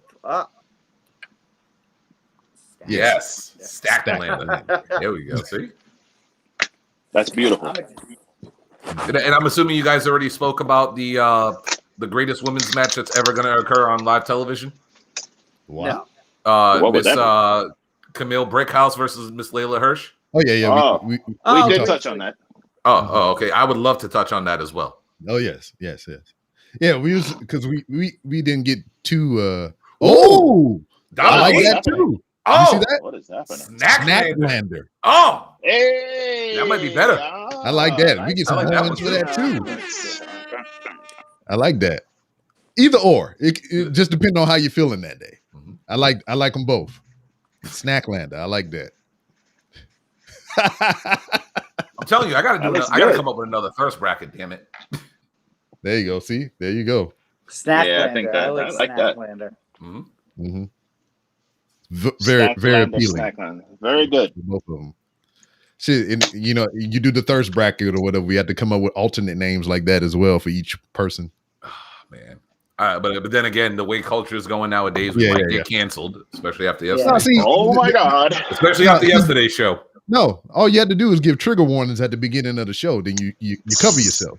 Yes. You have the That's- photo. That's how the The things happen. photosensitive warning, and then the Yeah. fucking. There's gonna be some misogyny warning. strobing, Yeah. strobe lights, and everything. You There's got gonna to let There's people. gonna be some.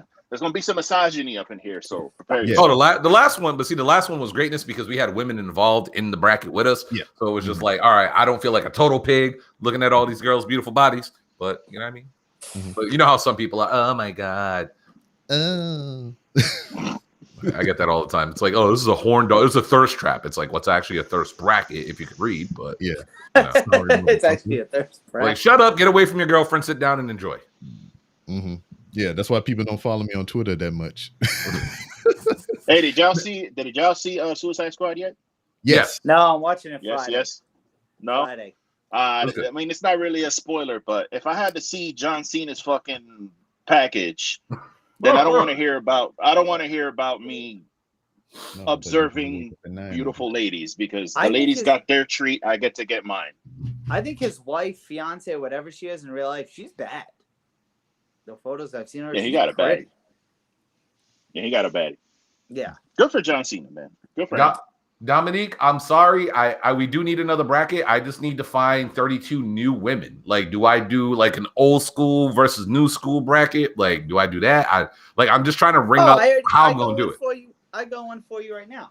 You can do the 90s, the 2000s, the 2010s, and like the modern era of like prettiest women. You know something? Nick? That's a damn good idea. Yeah. I mean, if you want to have multiple brackets, yeah, you can do that. But I mean, if you just want to do one big over-encompassing thing, I would do old school versus new school. Have one half be all the new and modern, and then the other half be just the the older ones and everything, and just. Do you guys as long as Ivory's in the top 5, Ivory will be represented. Trust me. Mm-hmm. Ivory will be represented. Do you guys follow the WWE Network on Twitter? Nah, I'm not big on that Twitter. They're doing that poll of like John Cena's best like outfits he's ever worn. They're all the fucking same, just a different color. Yeah, just different color. Well, the ones that are getting the most likes are like his thugonomics days. That's probably now. Whoever you talking about Twitter and social media and everything, Pabst Blue Ribbon turned it all around, didn't they? Yes. Yeah. Because remember when Cena came out with that Pabst Blue Ribbon parody shirt or whatever? Yeah. It was all butthurt about it, talking about we know a move too. It's called cease and desist. I just love the fact that AEW people were trying to quote unquote, like dig them a grave because they're already losing sponsors. It's like, nah, motherfucker, we lost one and then gained another. Yeah. I mean, like, come on, man. Domino's? Yeah, because of the pizza cutter incident. And who did pizza thing? They got they got Pat's Blue Ribbon, and they also got Pizza Hut. Yeah. Nice. Which I'm surprised they didn't get Papa John's because Shaq's on TNT all the time. I don't know. Papa John's still got a little stank on. Yeah, they got a little. Shaq is smart. Yeah, Shaq's a smart one.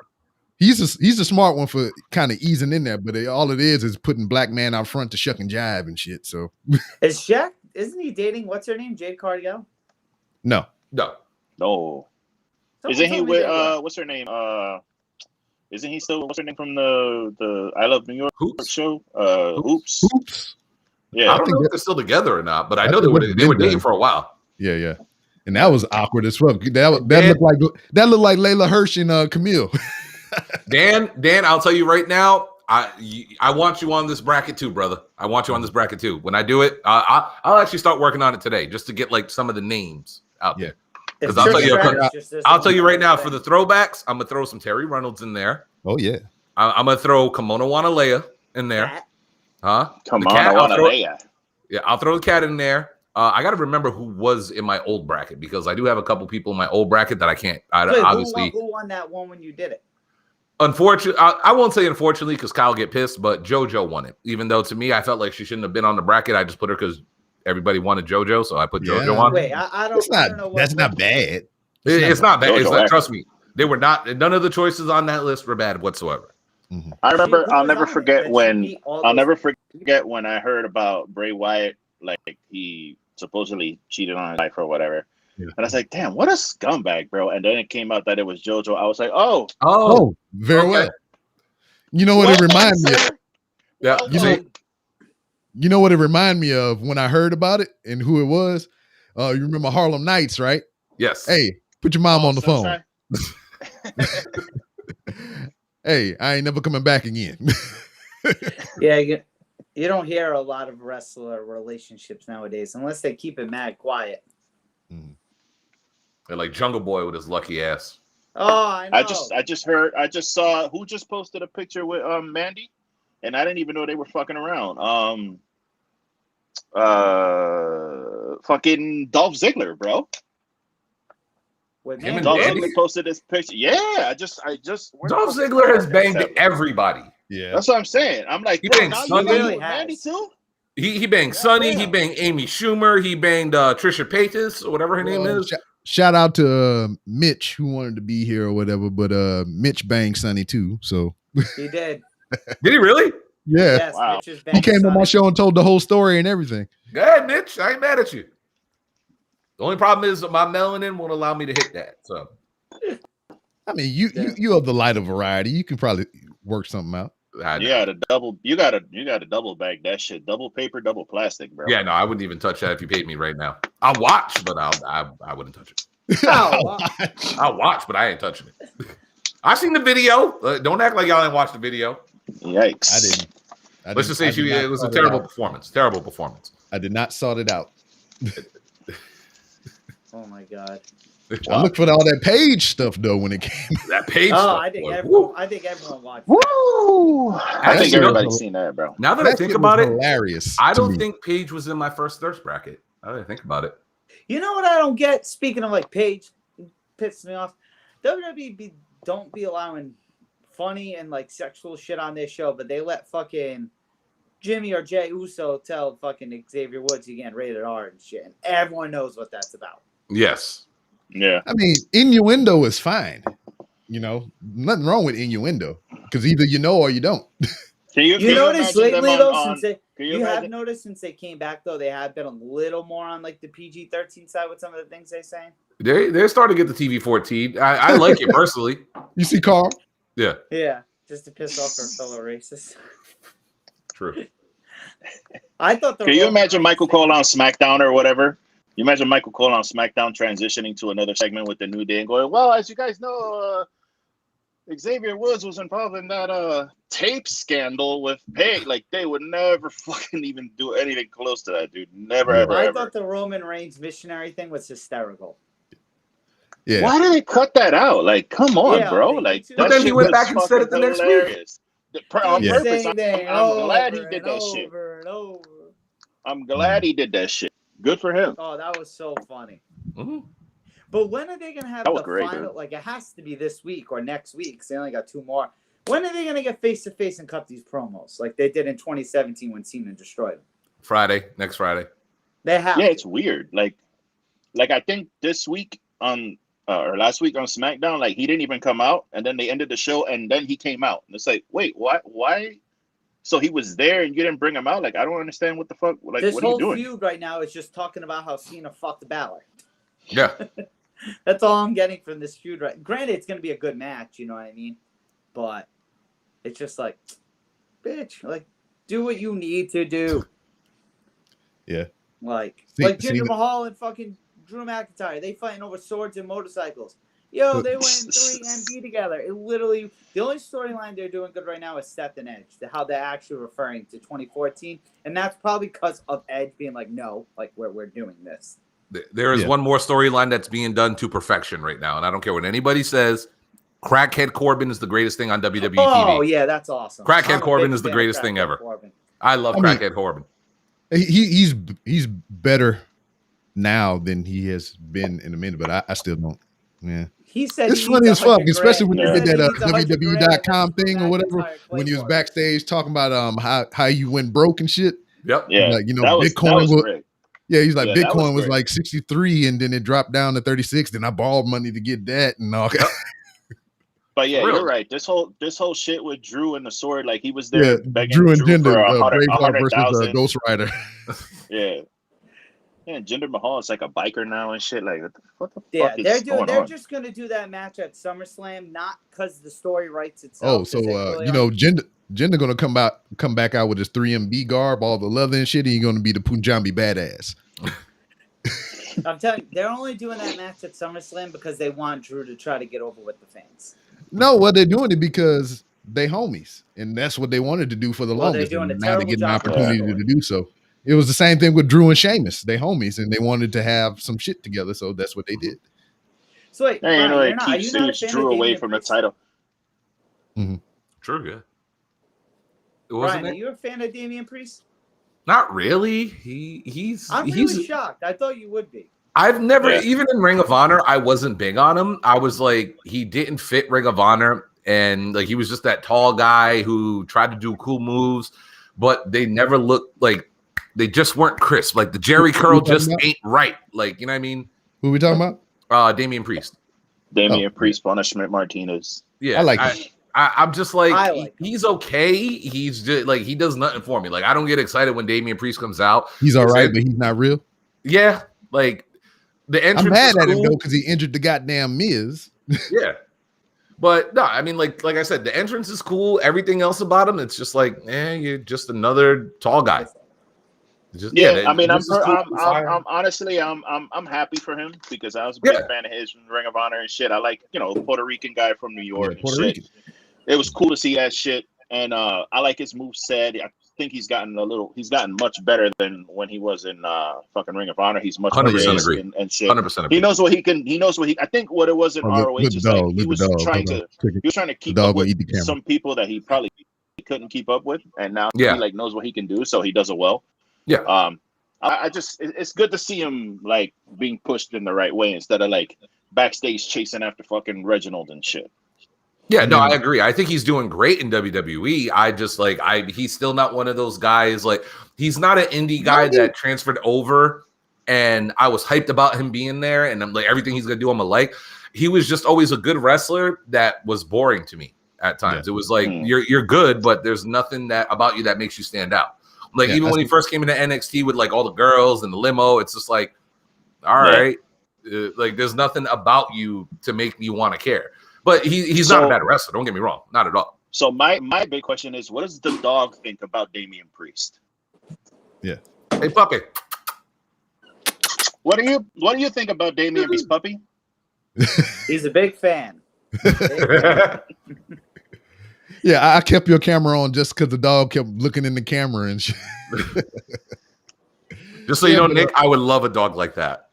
Yeah, he's adorable. Frenchie's rule. Yeah. Damian Priest, I almost watched him kill himself fighting Tomohiro Ishii at a Supercard of Honor. So that was pretty cool. He stole his Archer gimmick from Escobar when he was King Cuerno in Lucha Underground. So that's a thing. And, speaking of that, I mean, what's with this whole restructuring of NXT or whatever, I mean, what's going to happen to these popular acts that they got going right now, like El Gato del Fantasma and shit like that, and Hit Row? Because, I mean, as far as I don't know, dude. It just seems like, and you know what? I was hearing about like the little details about it. Like Vince is not happy with it because he's not. And really, when you think about it, how many stars have come from that they're using on Raw or SmackDown? Not many. And a lot of people equate that to Vince just not liking small guys, or doesn't really, he fucks them up when he brings them to the main roster. But to be real, he gave Triple H that development system to develop more stars for his show. And instead of doing that, he made his own little indie program within WWE.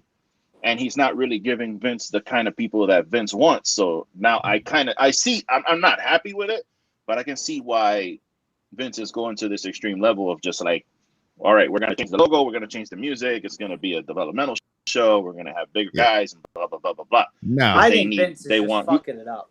I feel Triple H is of course. He's definitely fucking it up, but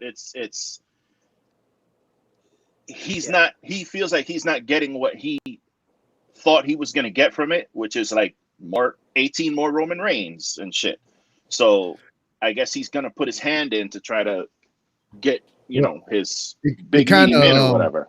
It kind of echoes the sentiment that Brian was talking about last night on their show or whatever. And then Brian, if you want to bring those points up again, because they were pretty good.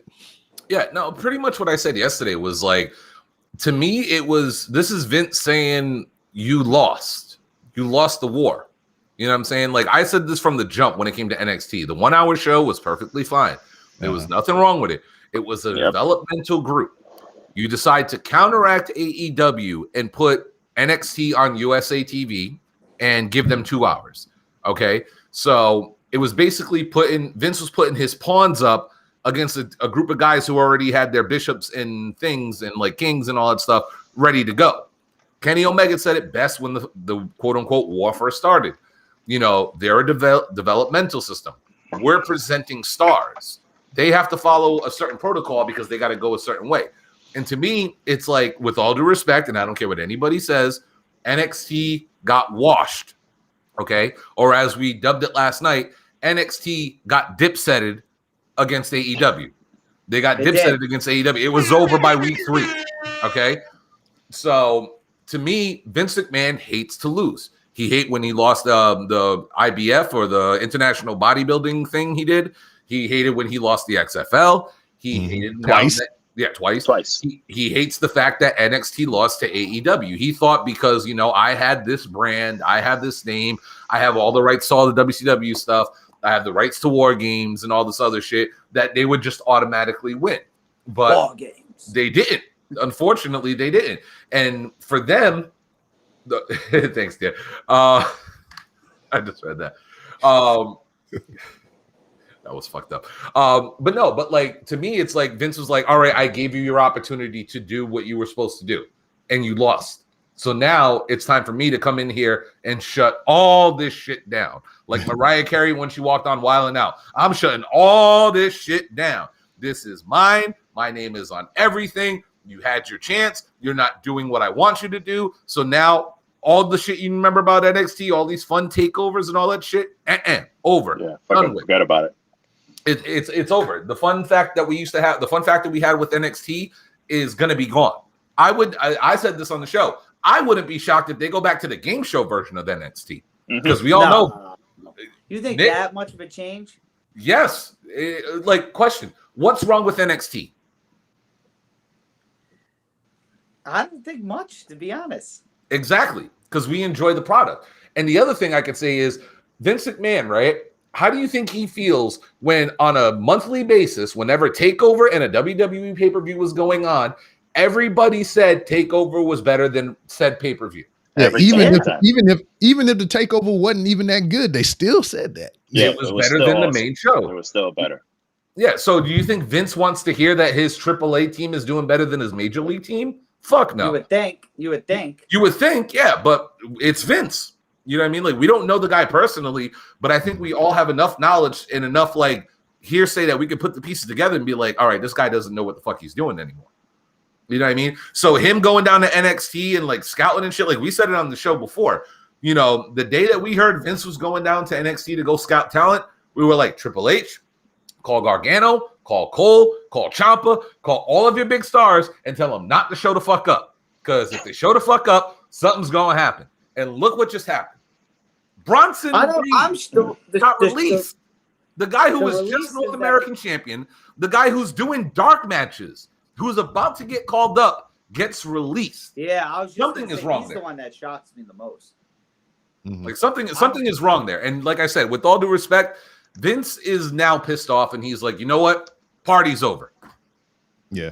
Do you think this is kind of funny, but do you think like Triple H and Vince get into like arguments, like real life arguments over this shit? Yes.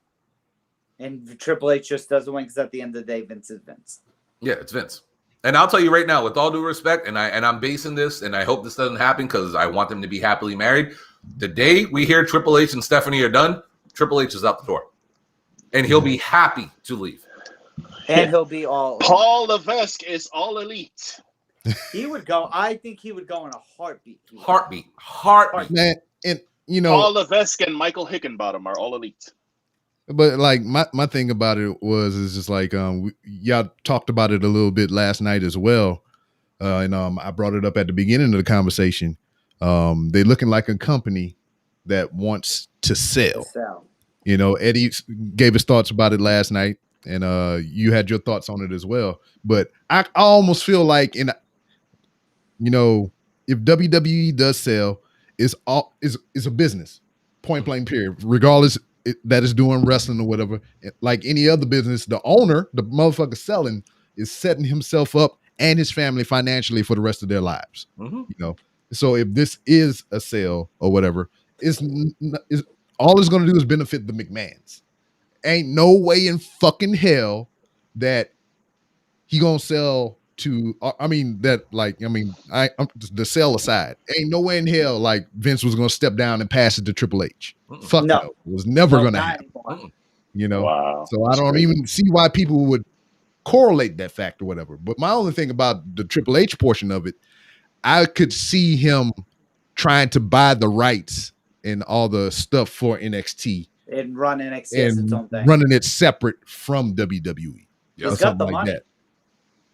You know, I honestly think the only reason he's still around in that company is because, like, he's doing it for the kids. Like, the Yeah. NXT, like, his kids. Those doing are it for the his kids. you know? Like, there's no way he sits there, like, and watches Karrion. Like, how does, like, I keep bringing up Karrion Kross, maybe because I was a big fan of him at first, and it's crazy how he's in one of the best feuds with Samoa Joe. The NXT is probably having a little bit for the title, to be honest, right? Because Joe's Joe. We all love Joe. Spoiler alert: Joe's winning the belt. He'd be the And you first just see- 3-time NXT champion. Yeah, no shit. Yeah, but you see Karrion Kross come out on Raw to this bogus ass entrance. Like, from the start, like, how does Triple H sit there? You gotta think he calls Vince. Is like, what the fuck are you doing?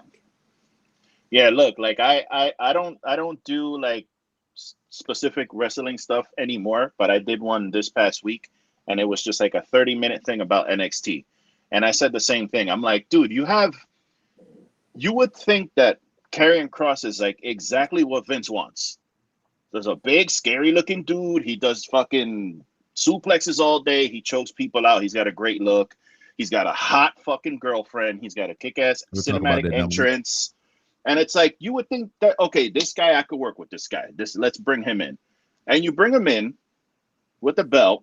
You fucking beat him. Like, his first appearance, you bring him out without the best part, his entrance.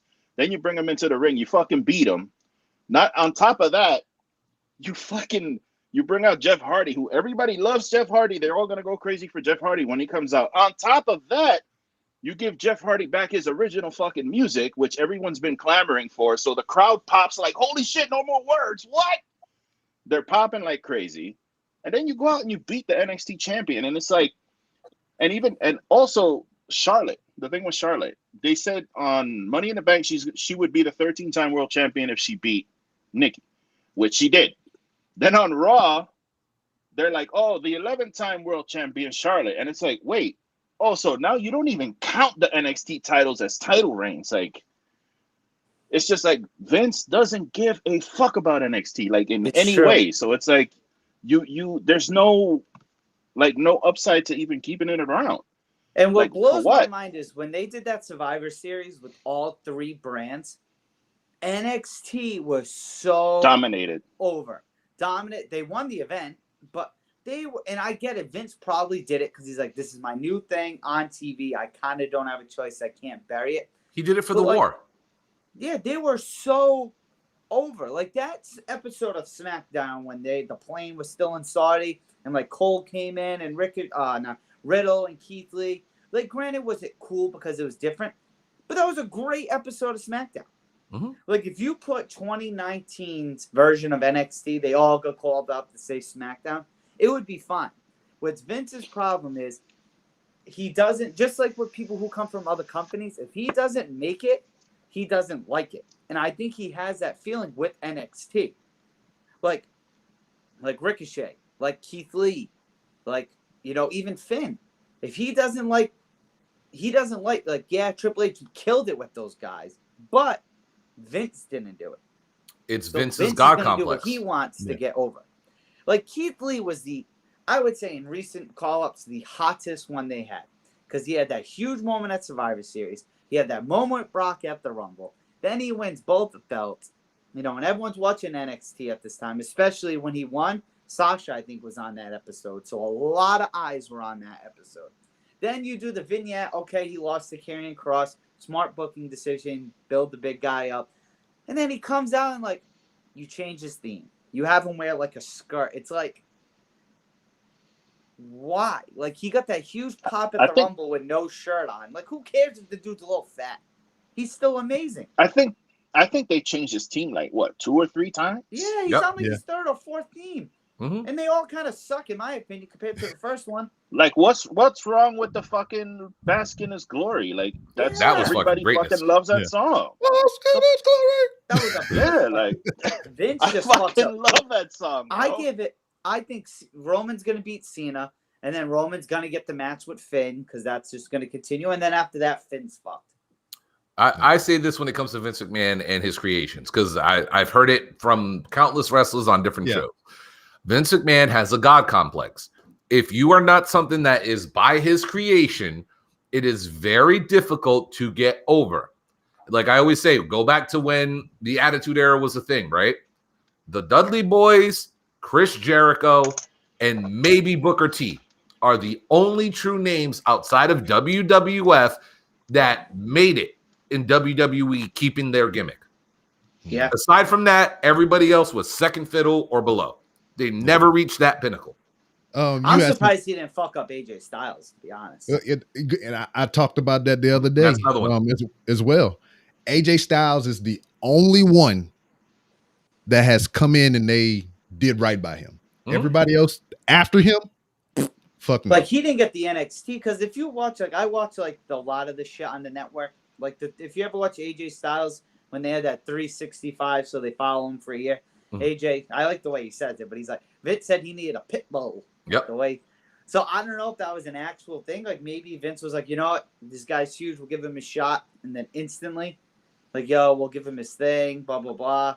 And then, I'll say this: if AJ went to NXT, first off, that nobody would have gave a damn about WWE television. With all due respect, yeah. And AJ was way too big of a star to not. Yeah, there was no. treatment. AJ Like- going to NXT, I would have been like, "Yo, hold up, bro. You got AJ." And- Like, and if I he would've- did- yeah, nah. And I if he just did, think it was just Styles because got- he wanted to. Yeah, You know? exactly. Yeah, I think it's because right from the get-go, AJ Styles was over.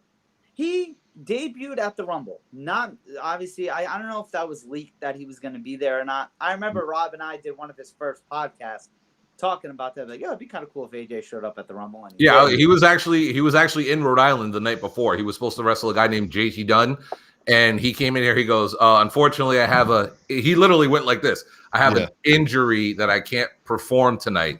But he stayed the entire night and signed autographs and all this other shit. Yeah. But he flat out told us he's like, "I have a." He went like this, so everybody knew tomorrow was the Rumble. So you know what I mean? So it's like, but it's like he debuted. Mhm. I would say probably 50% of that crowd knew him. They were in Orlando. No, the moment You they think said so? phenomenal, that place blew up. And, But they crowd did it went right nuts. for once. They did Yes. it right for once. Yeah. They kept the camera on Roman, so you didn't see the Titantron and give it away. Yeah. You know, But and the that shit thing was is, funny. He the was looking crowd at it went like nuts when he lost. phenomenal. A Yeah, guy Roman jumped- was like, Uh-huh. Yeah, you like, can see fuck. the gears in his head turning. Oh. Phenomenal. But it was nuts because, like I said, the place went nuts booing when he lost. Like, yo, this dude just debuted, and everyone wants him to win the Rumble. It's because Vince McMahon thinks that the WWE universe is a real thing, as if us wrestling fans don't watch other shit. And it drives me nuts when we talk to WWE fans because they're like, oh, it's this, it's this. It's like, no, motherfucker. There is a plethora of professional wrestling in this world. All right. Just because nobody sits there and just dick rides your shit doesn't mean that there ain't other great wrestlers in the world. Like, I know B-Rob is not a fan of Okada, but when we talk about some of the best pro wrestlers in the world, Okada is up there. Yeah, You know, yeah. like Like I said, I will never discount that fact. It's just like it's a personal preference thing. I just don't like him. Like even yesterday on the show, we got into an argument with Kyle because he's like we jokingly say it, but he's dick riding Roman Reigns. He's like, "Oh, Roman is a great wrestler." It's like, yeah, there's a difference between getting good now and being great for a long period of time. Like he's trying to tell us Roman is at the same caliber in the ring as a Bryan Danielson or a Cesaro. What? We're like, no, I didn't hear that part. I would have called in on that shit. Dude, I told him, I'm like, you're nuts. I'm like, he's like, oh, he didn't make Cesaro better. I'm like, motherfucker, Cesaro made him better. I said, don't get me wrong. The WWE style of pro wrestling is an entertainment style. Dude. But when you talk about actual professional wrestling, there's a huge difference. Like I told him, I said, look at Alex Wright and then look at Dean Malenko. Like Alex Wright may have been a funny gimmick, but when you talk about in-ring ability, he ain't touching Dean Malenko. And he's a great wrestler too, but Dean Malenko was just like light years ahead of him. So with all due respect to Roman, he's good now, but he hasn't been great for a long period of time. Look, check it out. Dolph Ziggler is miles and years above Roman Reigns. Facts. It's just presentation and how he's booked in the company. That's the only two differences between the two. Well, I think Roman's like a Brock. His best matches against like the little people or guys who can just go. Like when he came back, like Rob and I were there, he just came back from having leukemia and all that. Granted, WrestleMania, it's a long fucking night, but no one really gave a fuck about that him and Drew match at WrestleMania. No. Myself, who was like, yo, because I'm a Roman fan, always have been, you know what I mean? I'm a little more now. I wasn't ever like on the dick riding, but I was like, yeah, like I fucked with Roman, you know? And no one cared about that match. And it's not like he was in the title match or nothing like that. I just think he needs like the opponent to make him look good. Thank you. Just like even a guy like Goldberg. Yeah. Goldberg, I think, in my opinion, Goldberg's best match since coming back in 2016, besides the one with Brock when he beat him initially, that was pretty dope, was against Ziggler. Yeah. I thought because Ziggler made him look good. Yeah, that's what I'm saying. Like that was his best match. Like that's why I actually think this match with Bobby's gonna suck. This is gonna suck. Yeah, I actually really like that Drew Goldberg match. I thought they did a fucking good job in that match too. I just hope Goldberg ain't coming out in those Brock Lesnar shorts again. That's Brock's thing. Goldberg, put them trunks on, homie. But that's the thing. That's the thing we were trying to explain to Kyle yesterday, right? It's like, don't get us wrong. A WWE style match is cool. You know what I mean? But to us, I am a wrestling fan. I am a catch as catch can guy. I love the submissions. Like I'll get more excited watching. I'll watch Zack Sabre Jr. wrestle all day long and be amazed compared to watching most shit on Raw or on a WWE pay-per-view. Because to me, that's Zack Sabre. Not to cut you off. Are you keeping eyes on Lee Moriarty? The name, it's like, you remember how we were talking about you were talking about Bryan Danielson back in the day. The name is preceding the action. And I heard this dude has been on fire on the indie scene. I have yet to really watch any of his stuff, but I'm going to check him out. I've seen him here live. And he wrestled the guy that I was telling you to watch out for, Brian Keith. And these two, dude, they just watching them work together is magic. You can probably find their match on YouTube under New Texas Pro. If you find it, send it to me. I will definitely check it out. All right. And I know this. I know I heard he had a great matchup with Jonathan Gresham recently too. Yeah. So I gotta look that one up too. They just did it for PWG, correct? Yeah. I didn't even know PWG was coming back. Yeah, it was like crazy. I seen the timeline blow up about that shit, and I was like, where can I find it? I was looking on their website trying to find a link. As a matter of fact, hold up. While we're here, let me see if I can actually find that online. But y'all continue. Yeah, but another thing that y'all talked about, and we'll circle back around to it, the selling of the company. And I already said that it's to set up the McMahon's financial future for generations to come. Shane McMahon, the way I perceived the relationship with him and Vince or whatever, that's his boy. That's his oldest child, correct? Yeah. It only seems right in my mind that if Vince was to pass anything down, it would go to his son. Now, which I'd be cool with. I kind of believe that therein lied the problem, that their way and direction for the company didn't align, which led to Shane leaving, and it also seemed like Shane had something to prove to his dad. It's like he was always trying to fight for his approval and shit. Can I call time out quick? I was young when Shane left. Like that whole, why did Shane ever leave WWE in like the first place? Well, right now I'm gonna tell you, you're kind of like my wife, where we watching a movie we never seen before, and you start asking questions and shit, and we never seen it before. If you wait a couple minutes, I'll tell you that. So,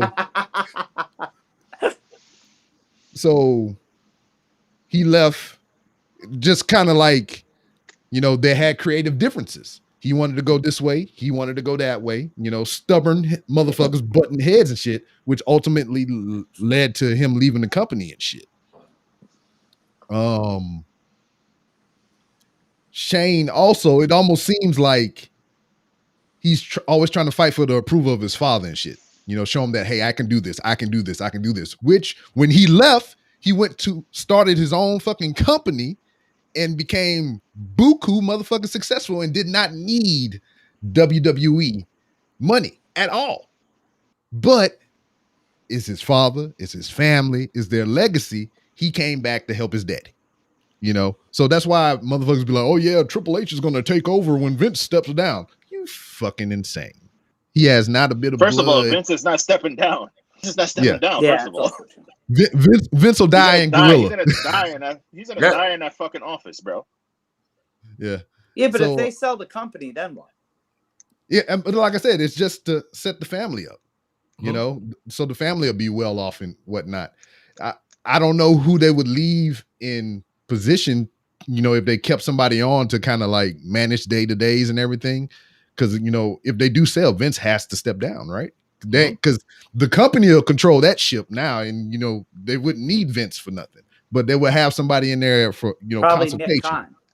Yeah, consultation or some shit. And, you know, and then Eddie kind of touched on it last night. The hiring of Nick Khan in that position or whatever is notorious for a company being sold, because that's what he does. He goes in the companies, he sets it up, you know, presents it well so it can be sold off to somebody. So that's why a lot of people thinking WWE might be selling, because of Nick Khan's position in the whole thing. He might be presenting really those quick. numbers.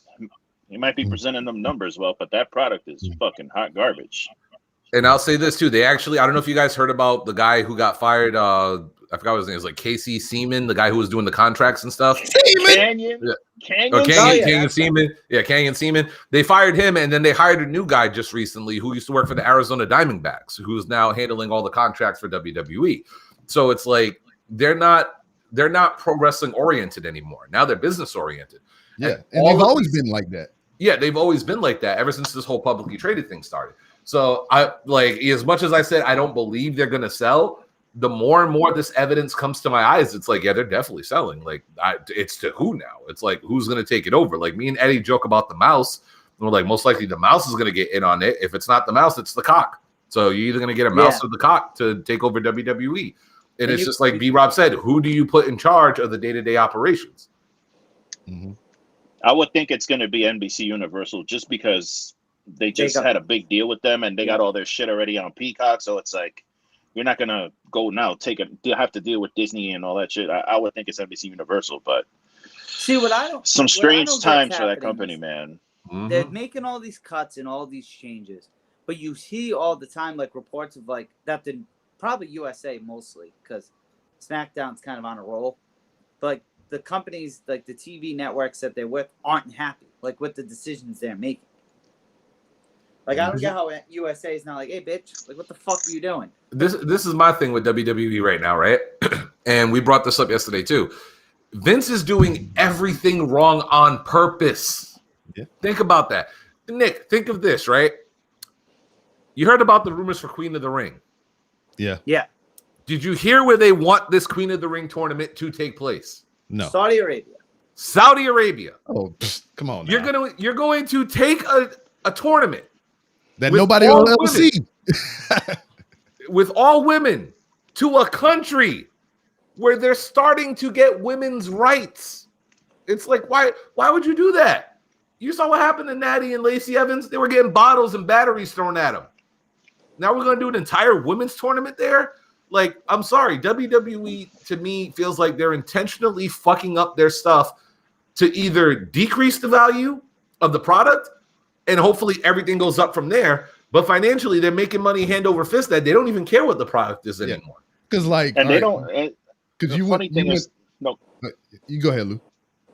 No, I was just saying, like, even that whole shit is so scummy. Like, to do business with those people, like, I get it, money's money, and millions of dollars are millions of dollars, but you can't even bring your own female talent out there because of the fucking, like, that shit's mad scummy, bro. Like, how did you think that makes your talent feel? Like, no, sorry, guys, sorry, ladies, we can't, we'll give you your own pay-per-view, but, you can't come over to this because, they don't like women and shit. And don't forget what happened last time when they were trying to leave. Yeah, I wish they locked their ass down. There could be a fly on the fucking wall for that story, man. To get the actual story, I would love to fucking hear that, bro. I really hope somebody comes out and tells that real story. Because for those who wanted to see it, I put a link in the chat for the Lee Moriarty and Brian Keith match. Yeah, I want to see that. Yeah, if you go to New Texas Pro on YouTube, they got a great list of matches on there with Brian Keith and a couple with Lee Moriarty, and they got another dude on there named T-Ray, big guy or whatever, just retired from the army and shit. So he's pretty good too. Brian, you had a breakdown last night of you talk about their entertainment company and the money that they're making. What it was hundreds of millions of dollars to the Saudi Arabia joint that they did. Billions to who? Peacock, I believe, or from USA when they renewed the USA deal. Millions from USA, and then the billions from Fox. It's like billions from Fox and Peacock, and Peacock, so much money, and A&E with the new shows, and E with that other shit. You know, I mean, they have a movie studio or whatever, which a lot of people don't understand. I mean, I know they do a lot of direct release DVDs or whatever, but they also are into distribution. So they distribute movies as well. Not only make movies, but they distribute other people's movies as well. So like they're making money all kind of ways. Like I know that it's a stupid thing to say, but obviously you're a business owner, you want to be as profitable as possible. But like, how these guys, their profit margin must be insane. I was listening to an Observer video yesterday on YouTube, and they were breaking down how many talent are on each show.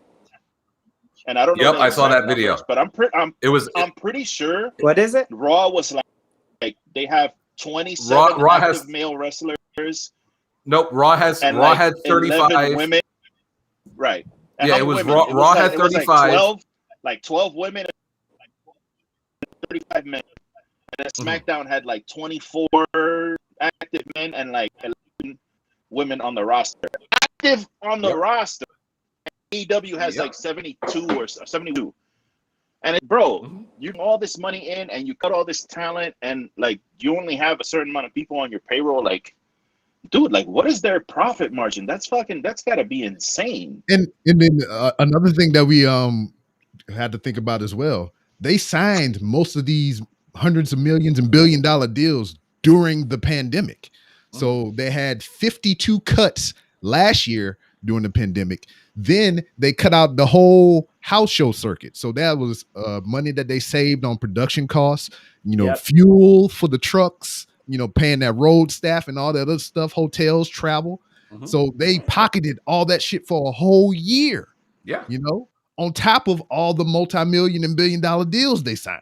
So they are well in the black, I can imagine. Oh yeah. They're making money hand over fist. That's why whenever people say, "Oh, it's budgetary reasons," there's no fucking way. Like you mean to tell me that like 10% of the Fox deal don't cover all these motherfucking salaries for like the next 10 years? Like, come on, man. That shit pisses me off. I think Braun Strowman was making $1.2 million a year. Like, you really can't afford that from the billions you're making. Well, but that was another thing too. That's almost like a return on investment. You're paying $1.2 million, but he fucking up on TV. So I mean, I don't want to pay $1.2 million and you fucking up on TV. And I already said that. I said this last night too. I'm like, oh no, go ahead, Luke. Nah, I'm just saying this. Can you imagine being in that company and then you look at your phone because your phone was ringing and you see Johnny Ace, and he's like, "Hey, sorry, B-Rob, we're gonna have to let you go to budgetary reasons. You know how it is." It's like, motherfucker, like how? That 203 area code. Yeah, and see, there's another thing about that company as well. They, talking about hoarding and hiring all these talents and all this other stuff or whatever. But don't get it twisted. If they're not getting used, they're still getting fucking paid. Yeah. I mean, it's because like Zack Ryder is the prime example. I mean, he's doing other shit now, but like he didn't want to leave because he was just sitting there getting paid to do nothing pretty much. That's like JTG. JTG didn't leave because they were sitting there paying him to do nothing. He was like, fuck it, I'll stay here and get paid. Yeah, there's nothing wrong with that. I always say, I'm like, hey, make your money. You know what I'm saying? To me, I said this yesterday on the show too. I said, for all of us wrestling fans or WWE fans, the barometer for the next round of cuts isn't Adam Cole. The barometer is going to be Pete Dunne. Because I'm telling you right now, after all the shit with the pandemic, NXT UK, adios. It's gonna disappear a lot quicker than people imagine. All right, because you're not paying all the. They still got 205 Live going. That's next. That's about to go. That was the next thing I was about to say. 205 Live. You cut damn near the entire roster. Yeah, they cut the whole 205 roster. Everybody. You know what I mean? And NXT, if they're literally gonna start tightening their bootstraps pretty soon. But the problem is, like I always say, you got all the right pieces, but they're in the wrong places. You're just not doing it right. It's like anybody with a brain can walk into WWE, get handed creative, and be like, all right, I got to give me a day and I'll book your entire month. Like I can book an entire month of WWE television with all the great talent you already have. All this excess talent that's being cut, most of it's understandable. It's like, all right, well, I get why Jake Atlas got cut because this motherfucker ain't doing shit. But when you're telling me that a Bronson Reed who's about to be called up gets cut, there's something wrong there.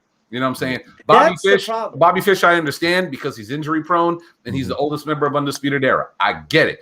But it also tells me as a fan, I'm never going to hear ever again and feel like what I felt when they first did it. You know what I mean? Like, there's so many things wrong with WWE's, like, their presentation to us that all this money shit, all the money you're making, that's cool for y'all. But as a fan, how the fuck does this affect me? It's like, I don't give a damn you're making money hand over fist. I care about the 2 to 3 hours that I'm investing every night or week watching your product. And your product is horrible right now. I'm sorry. As much as a good storyline is cool here and there, it's like I'm not watching an enjoyable show. Yeah, see, so that's the disconnect. And it's kind of sad in a way as well because we are wrestling fans. So we tune into this product for wrestling. But when it comes to WWE specifically, it's about fucking business. And we wrapped up all in about the business and the goings ons about what that company does. Because, I mean, that overshadows the fucking wrestling that we love. Yeah, it's like I don't want to be talking about their fucking profit margin and their. I don't care. Yeah. It's like I want to talk. I want to sit here and be like, "Yo, Brock Lesnar's wrestling so and so next week. It's gonna be great." Like that's what I want to talk about. But it's like, I think the thing that can like kill all of it, to be honest, is what they do with the product. Look at that girl. I forgot what her name was. She didn't know Bobby Lashley's name. The champion. Like, get it? I get it. Roman's like the face of the company, but he's the universal champion. At the end of the day, Bobby Lashley is the historical WWE champion. You don't know his name. That's the problem. They got these motherfuckers in here because they got degrees and or whatever. I think the four of us could go in there, like Brian was saying, and we could probably do a damn near pretty good road to WrestleMania from Rumble to fucking Mania. I think we could. And Nick, really quick, I want to jump in here, and this isn't, and I'm not excluding you in this conversation for what I'm about to say, right? And B-Rob, I know you're in a lot of the same groups that I'm in, right? Yeah. When it comes to this race thing, all of a sudden in pro wrestling, this shit drives me fucking nuts. I'm sorry. B-Rob, you know what I'm talking about, right? Yeah. It's like, we got to champion them because they're black. Like, I'm not going to say who, but a prior guest on your show went on this huge spiel about how we should champion these 4 black women for getting signed for WWE, okay? And I said it myself. I'm like, I don't give a fuck that they got hired.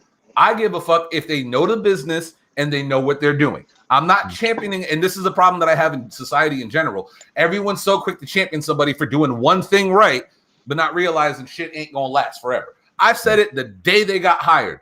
I give them a month before one of them is fired. Not even 3 weeks later, this dumbass goes on a podcast and calls him Bobby Ashley. Bobby you know what I mean? Ashley. And then gets destroyed by the wrestling community.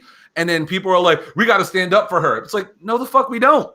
Like, just because she's black does not mean I got to stand up for her. She should have been smart enough to either A, learn the product, her fucking job. learn the job, or be smart enough not to go online and talk about how you're getting a bag from WWE and these dumb motherfuckers hired me with no fucking experience. It's like, are you that stupid? Use your common sense. And then, you know, I'm kind of, you know, it is dumb, but I'm kind of glad that it happened because, I mean, it exposes the faux pas of the business strategy, you know? To me, it's solidified. I just don't, like, I don't get, like, how they're, like, Vince is traveling to comedy shows to hire people. It's like why? Why? You know what? I mean, historically, there's nothing always wrong done with that. There's nothing wrong with that, but it should be as a consultant capacity. You know, you have your wrestling trainers and your coaches and your bookers and promoters that have wrestling experience or wrestling business experience. And if you want to bring those people in from like Saturday Night Live to consult on the product, That's what you do. You don't put them in charge of shit that they don't know shit about. She fucked up. If I'm correct, there's no former wrestlers on creative, like the Devon Dudley, Tyson Kidd, they're producers. They make the matches, right? Mm-hmm. So is there anyone we know creatively, like behind the scenes, like that was a wrestler, like Michael Hayes? Yeah. And that's the problem in itself, kinda. It's just like he's gonna say what Vince wants him to say. I mean, you got that old ass motherfucking Michael Hayes in there doing shit, calling Mark Henry a goddamn monkey and shit. So I mean, what'd that tell you? But, yeah, it's just like it's wrestling, as if anything, and Nick, you can speak to this too. When you have organizations, you have the good old boy network. You got your homeboy looking out for your best interest because that's your fucking homeboy. Yeah. You know? And it's just like, but it's like when you have the superstars involved in what they're doing, it's better. Like since Ed just came back, all his shit's been great because he's doing it. Because he can demand that. There. He is doing it. Like Roman Reigns, even. I hear Roman Reigns and Paul Heyman like shut down a lot of shit that they want to do. Mm-hmm. Because and they got to the level to where they can demand that shit. The best things on the product. Yeah. Like because they can demand that shit. Because I mean, I bet you if MVP could really speak, they probably I think last year's already really over in my opinion. I'm a big fan of it. But I think he'd be on a whole other level. Mm-hmm. That's why I got a lot of respect for Drew, because Drew's like, I can tell that Drew is like taking whatever they're giving him and trying to like get it the fuck over. So it's like, okay, I'll wear the fucking kilt. Okay, I'll bring out the fucking sword into the thing. Okay, now I'll just carry the sword into the ring and lop motherfuckers' heads off. Like he's trying to do whatever they give him and get it over. And he's actually he's doing it too, is what's fucking awesome. You know what McIntyre is? He's following the format of, right? John motherfucking Cena. Yeah. He's following the format.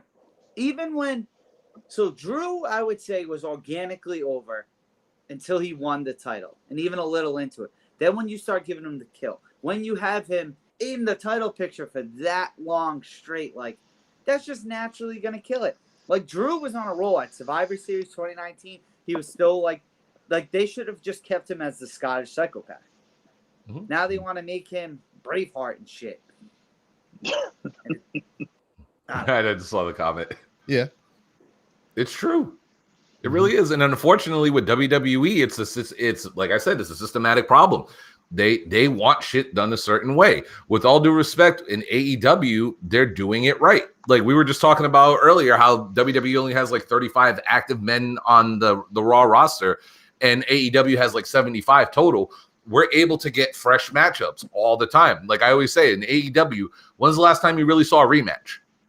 Not often. But that's a WWE thing, because they stick like you, and they used to do it in the Attitude Era. I remember they would be able to do a feud, like say Rock and Austin were fighting, but Austin could fight Rikishi on Raw.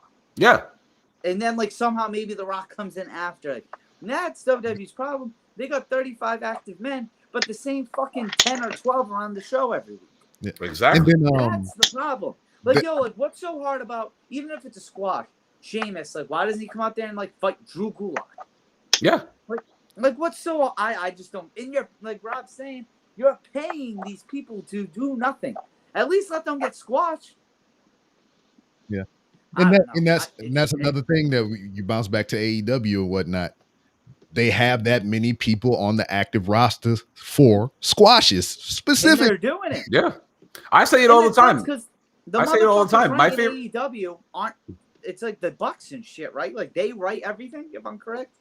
No, Tony. Tony writes everything. Tony. And how old's that motherfucker? He can't be that much older than me, I imagine. He's my age. He's like 37. Yeah. Yeah, like you know what I mean? Like he a young fuck.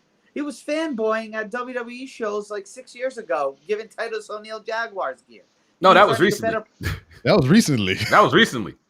Like even sooner, you know what I mean? It's like it's not that hard. Like I can't sit here. Like a lot of people say, "Oh, well, it can't be that hard." I really don't think it can be that hard to be a creative person in WWE and make something good. I mean, think of it like this, right? In a span of 2 years, AEW has already done everything WWE's doing. They have a developmental show with Elevation. They have a secondary show in Dark. and then you have your primary show in Dynamite, and you're now adding another primary show in Rampage. Is Rampage an hour or 2? Elevation, it's now an hour because they're not at dailies anymore. But think of it like this, right? Back in 1996, right? WWE main show of Monday Night Raw wasn't star versus star matches. It was predominantly stars versus jobbers. Yeah, that's how the old format. That's how the old format was. That's why I like. That's why I always Barry Horowitz was my dude. Yep. Pat yourself on the back. You know what I mean? Because you develop stars not by fighting other stars and losing every week. You develop stars by having them fight enhancement talent to enhance them in the story. And this is another reason why the win-loss record, I love it. Because just because somebody is 20-0 on Elevation doesn't mean that when they get up to Dynamite, they don't have a chance of winning. You know what I'm saying? It's like you can develop that person on Elevation, get them better. Like Dante Martin right now, right? His brother is killing it. His brother's injured, so he's doing it by himself right now. He's on Elevation, getting all of his wins. He's on Dark, getting all of his wins. So that way, when he gets up to Dynamite, when people see him, it's like, oh shit, this kid got a 20-0 record. You know what I mean? But he'll take the L on Dynamite and not get quote unquote buried. They're keeping his record good in the long run. So that way, when it's his time on Dynamite to be featured on a weekly basis, his numbers look good. So his wins look believable. You know what I'm saying? And it's sad to say, in a way. I mean, his brother getting injured was like the best thing that happened to him. And the kid's only 20 years old. Yeah, he's only 20. He's only 20? He's only 20 years old. He's the baby of the group. That young. No, so let me ask you this, Rob. Also, you was talking about how they got the different sects of the show, like Elevation and Dark, and the freaking Rampage that's coming, and Dynamite proper. You got to also remember too that the Nightmare Factory is a thing under AEW, and also Dustin has his own academy as well that feeds into AEW as well. So they got their own feeder system as well as a developmental. Don't forget GCW. Yeah. Got GCW out there. So Rob, you sent that thing to me. We were talking about we could do in Vegas. The thing. What is that? Is that something like we not give feedback, or is that where you're giving feedback on the product? He might know more. Brian. WWE sent me a survey about SummerSlam, and at the end of the survey, they're going to have a like a council meeting or some shit like that, like some type of feedback thing at the MGM Grand, and they gave you time slots, and there's like you can come this day, or this day. You can be a part of the meeting, and we can talk about shit and everything. So changes are coming. You know, and I can't go. And I was trying to sign Nick up for it so he can go, but he ain't gonna be there in time. I get there. I'm like, well, I got this complaint, then I call you guys, and he's got this one, and he's got this one. That would be fun. I would love to know what happens there. That's what I'm saying. I'm so pissed. I'm not going to be there. Oh yeah, Thunder Rosa got Mission Pro as well. And because that's the thing too. You know what's going to happen though, and Rob can testify. Just like when you're around a big organization, you always got the motherfucking yes man. Oh, the product's doing a really good job. I'd be like, shit, I ain't got nothing to lose. I don't work for y'all motherfuckers. Government pays me. Yeah. Like, I'm sorry. I know we brought this up earlier, but like I said, when it comes to some wrestling fans, it's like the diehard WWE fans, and that's all they know. It's like, okay, there's nothing wrong with you enjoying the product, right? But when it comes to like pro wrestling as a whole, it's like y'all aren't even watching pro wrestling. You're watching a variety show with skits and promos and stuff that aren't even that good. I'm sorry, you could tell me AEW promos don't blow them out the water half of the time, because you know why? They feel organic. They feel like this is what I am saying to you, not what somebody wrote for me to say. You know what I mean? And like WWE fans, they will fight to the death about the business aspect. They're making money hand over fist. Yeah, and that's the thing I was saying earlier. Yeah. I don't work for them. I don't give a shit about how much money they're making. Exactly. I give a shit, like I said, about the 2 to 3 hours that I sit down and watch on a weekly basis. If it's not entertaining, I'm going to shit on it. Like, if it's bad, like, it sucks. It's like listening to a rap album and be like, yo, this shit's horrible. Bring back Glow. Gorgeous women in wrestling. Yeah, so, and that's the thing. That's what I was saying earlier. Is it's like, if you're a fan of WWE, you know way more about their business than their fucking wrestling product. Facts. You know, and it shouldn't be that way. Mm-hmm. Yeah. So the question, since we're on the AEW topic, WWE, regardless of what we think, is still going to be around for a little bit. Who do you think is going to be the first to jump in reverse from AEW to WWE? Or who do you think they would send out to try to acquire? So I mean, they got so many. WWE. They have so many people. On here. I don't know if we said on here or if I heard on another podcast, but a good one that kind of stood out from whether someone on here saying or I heard some, maybe like Kip Sabian and like Penelope Ford. Like maybe someone like that because they're not huge. Like, I don't think they're going to get one of their big. Obviously, they're not getting the Bucks, Omega, no one like that. You got to think they go for MJF. True, but the problem with MJF is you're not going to let him be MJF. No. Yeah. If he was ever to get signed, he's not being MJF. I would think they'd go after like a Brian Cage or a Wardlow, like a Wardlow or a Brian Cage type. I think they would probably go after one of them real hard, or even maybe like Willie Hobbs. Big. They love their big fucking guys, but it's not even that. It's just that I think that's better. Or Lance Archer. Well, they had Lance Archer, but they fucked them up. Mm-hmm. But I would think they would go after somebody like that more than like MJF because. I don't think MJF is. First of all, he ain't going nowhere. And then secondly, he knows he's gonna get nerfed over there. Like he knows he's gonna get nerfed. So it's like, why would I bother? What's gonna be hard for them to get people to jump ship is you got the dudes like Big Show and Mark Henry who are there, who they're gonna save the big dudes. They're they'll be blind. Yeah, but you don't want to do that, bro. They're gonna tell you don't want to do that, bro. So like Andrade and Malachi Black who are there. I mean, or it's going to be like how we do at the schoolhouse, Nick. It was like, hey, man, I know you're going to go out to the fleet and do what the fuck you want to do. But if you're going to do that, this is what you need to look out for. Don't buy a car with a high-ass interest rate. Don't do this and this, and don't do this. So I wish you luck, but hey, man, that's the luck on your future endeavors. You get future endeavor before you even join the company. But has AEW really released anyone though?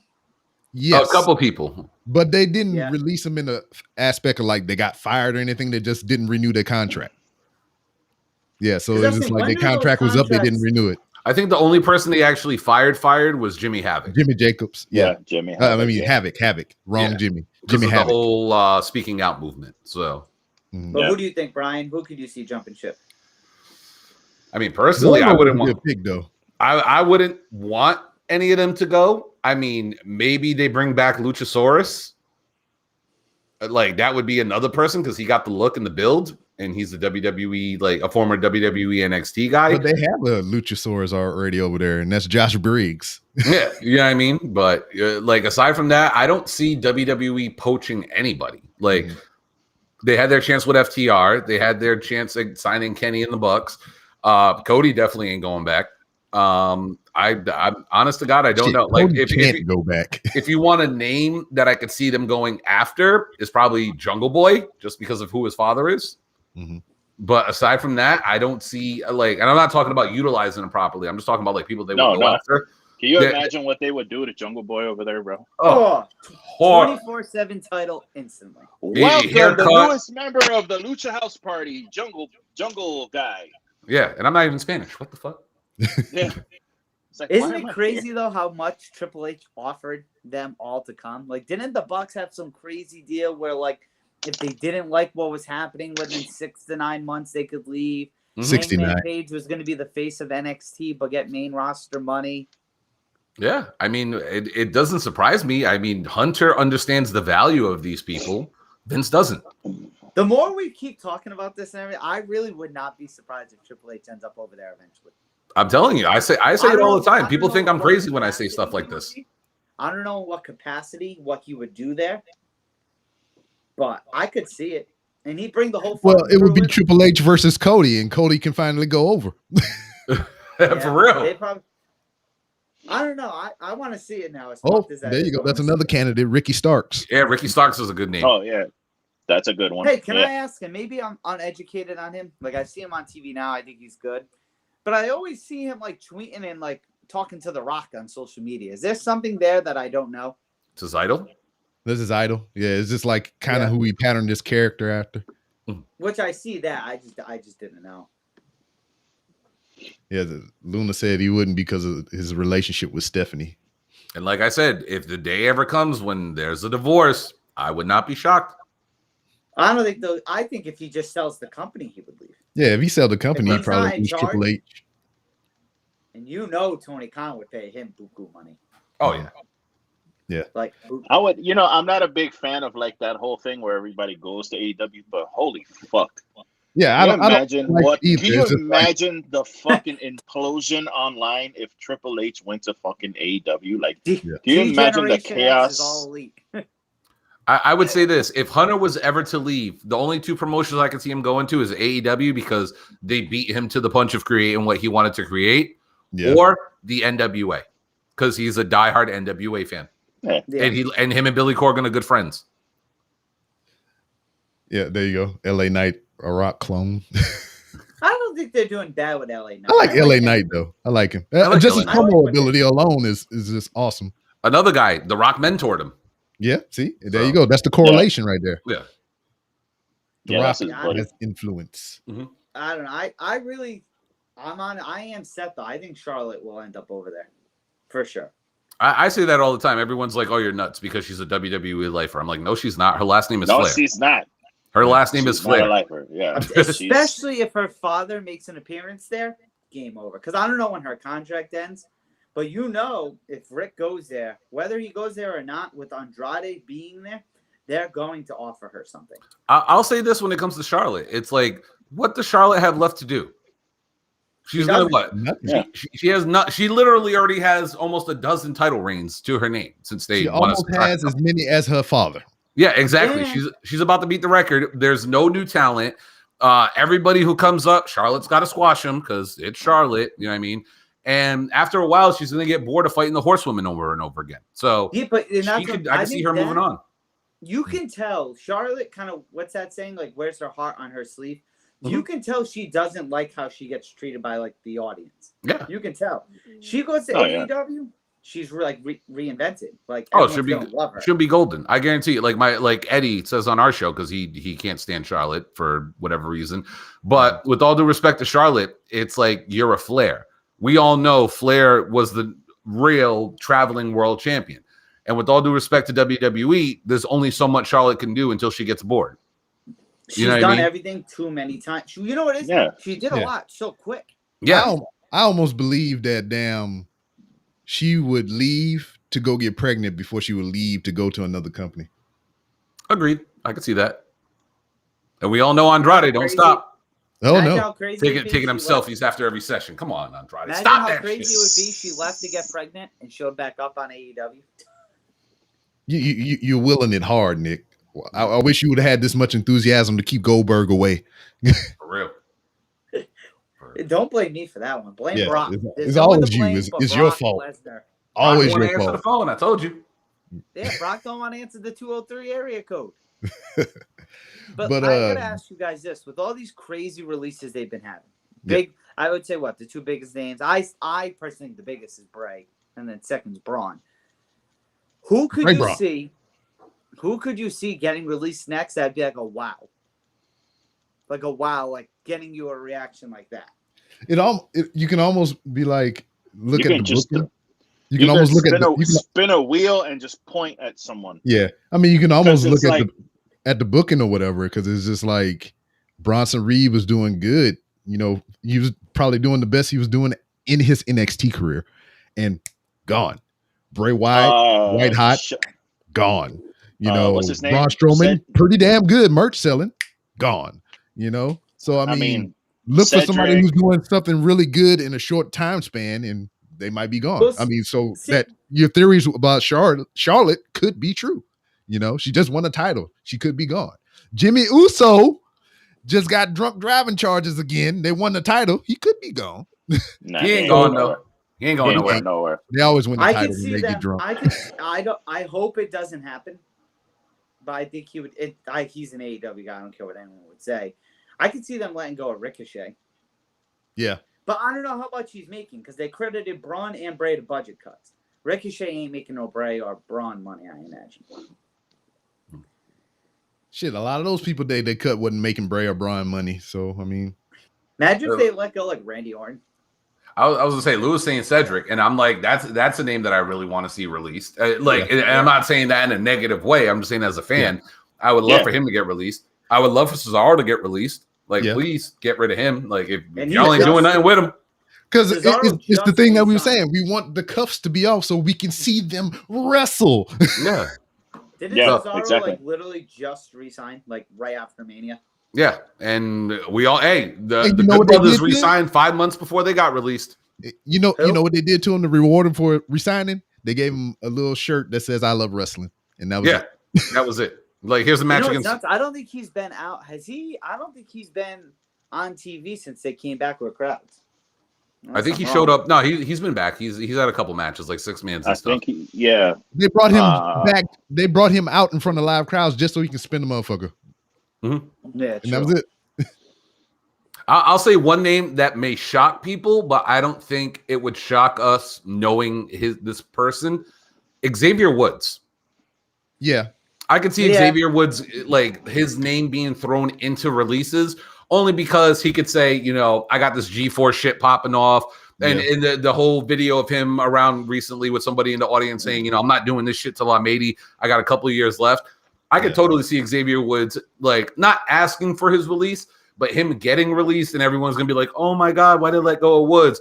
Woods would have a ball. This guy, mind you, this guy's going for his doctrine right now. You know what I'm thinking about Woods right now, that you're saying that or whatever? Mm-hmm. He purposefully got up, down, down, bought by WWE. And I believe if he get released, he would still get residuals on that.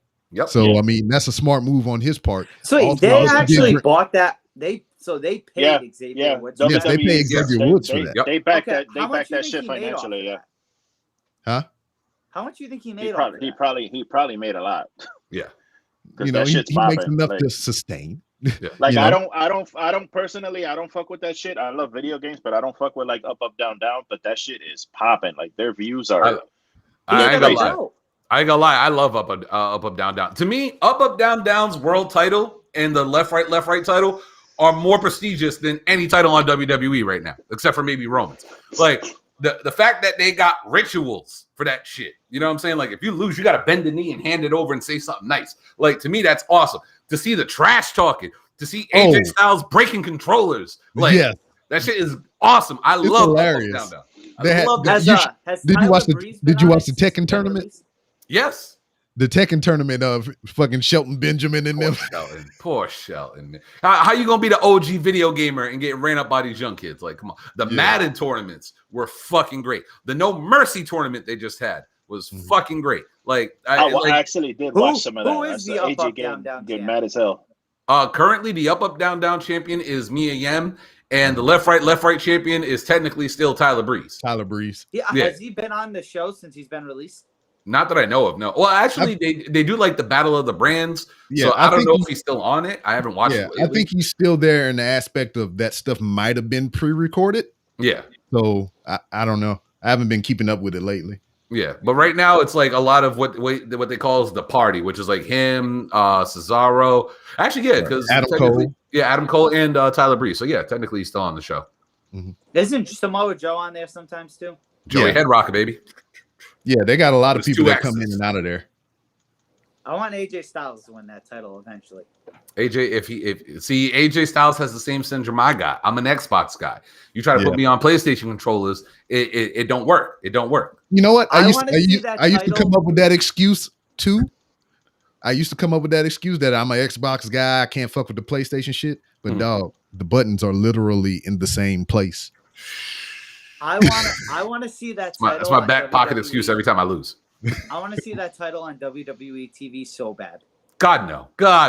No. I would let it be its own thing. Out at least for a week. Nope.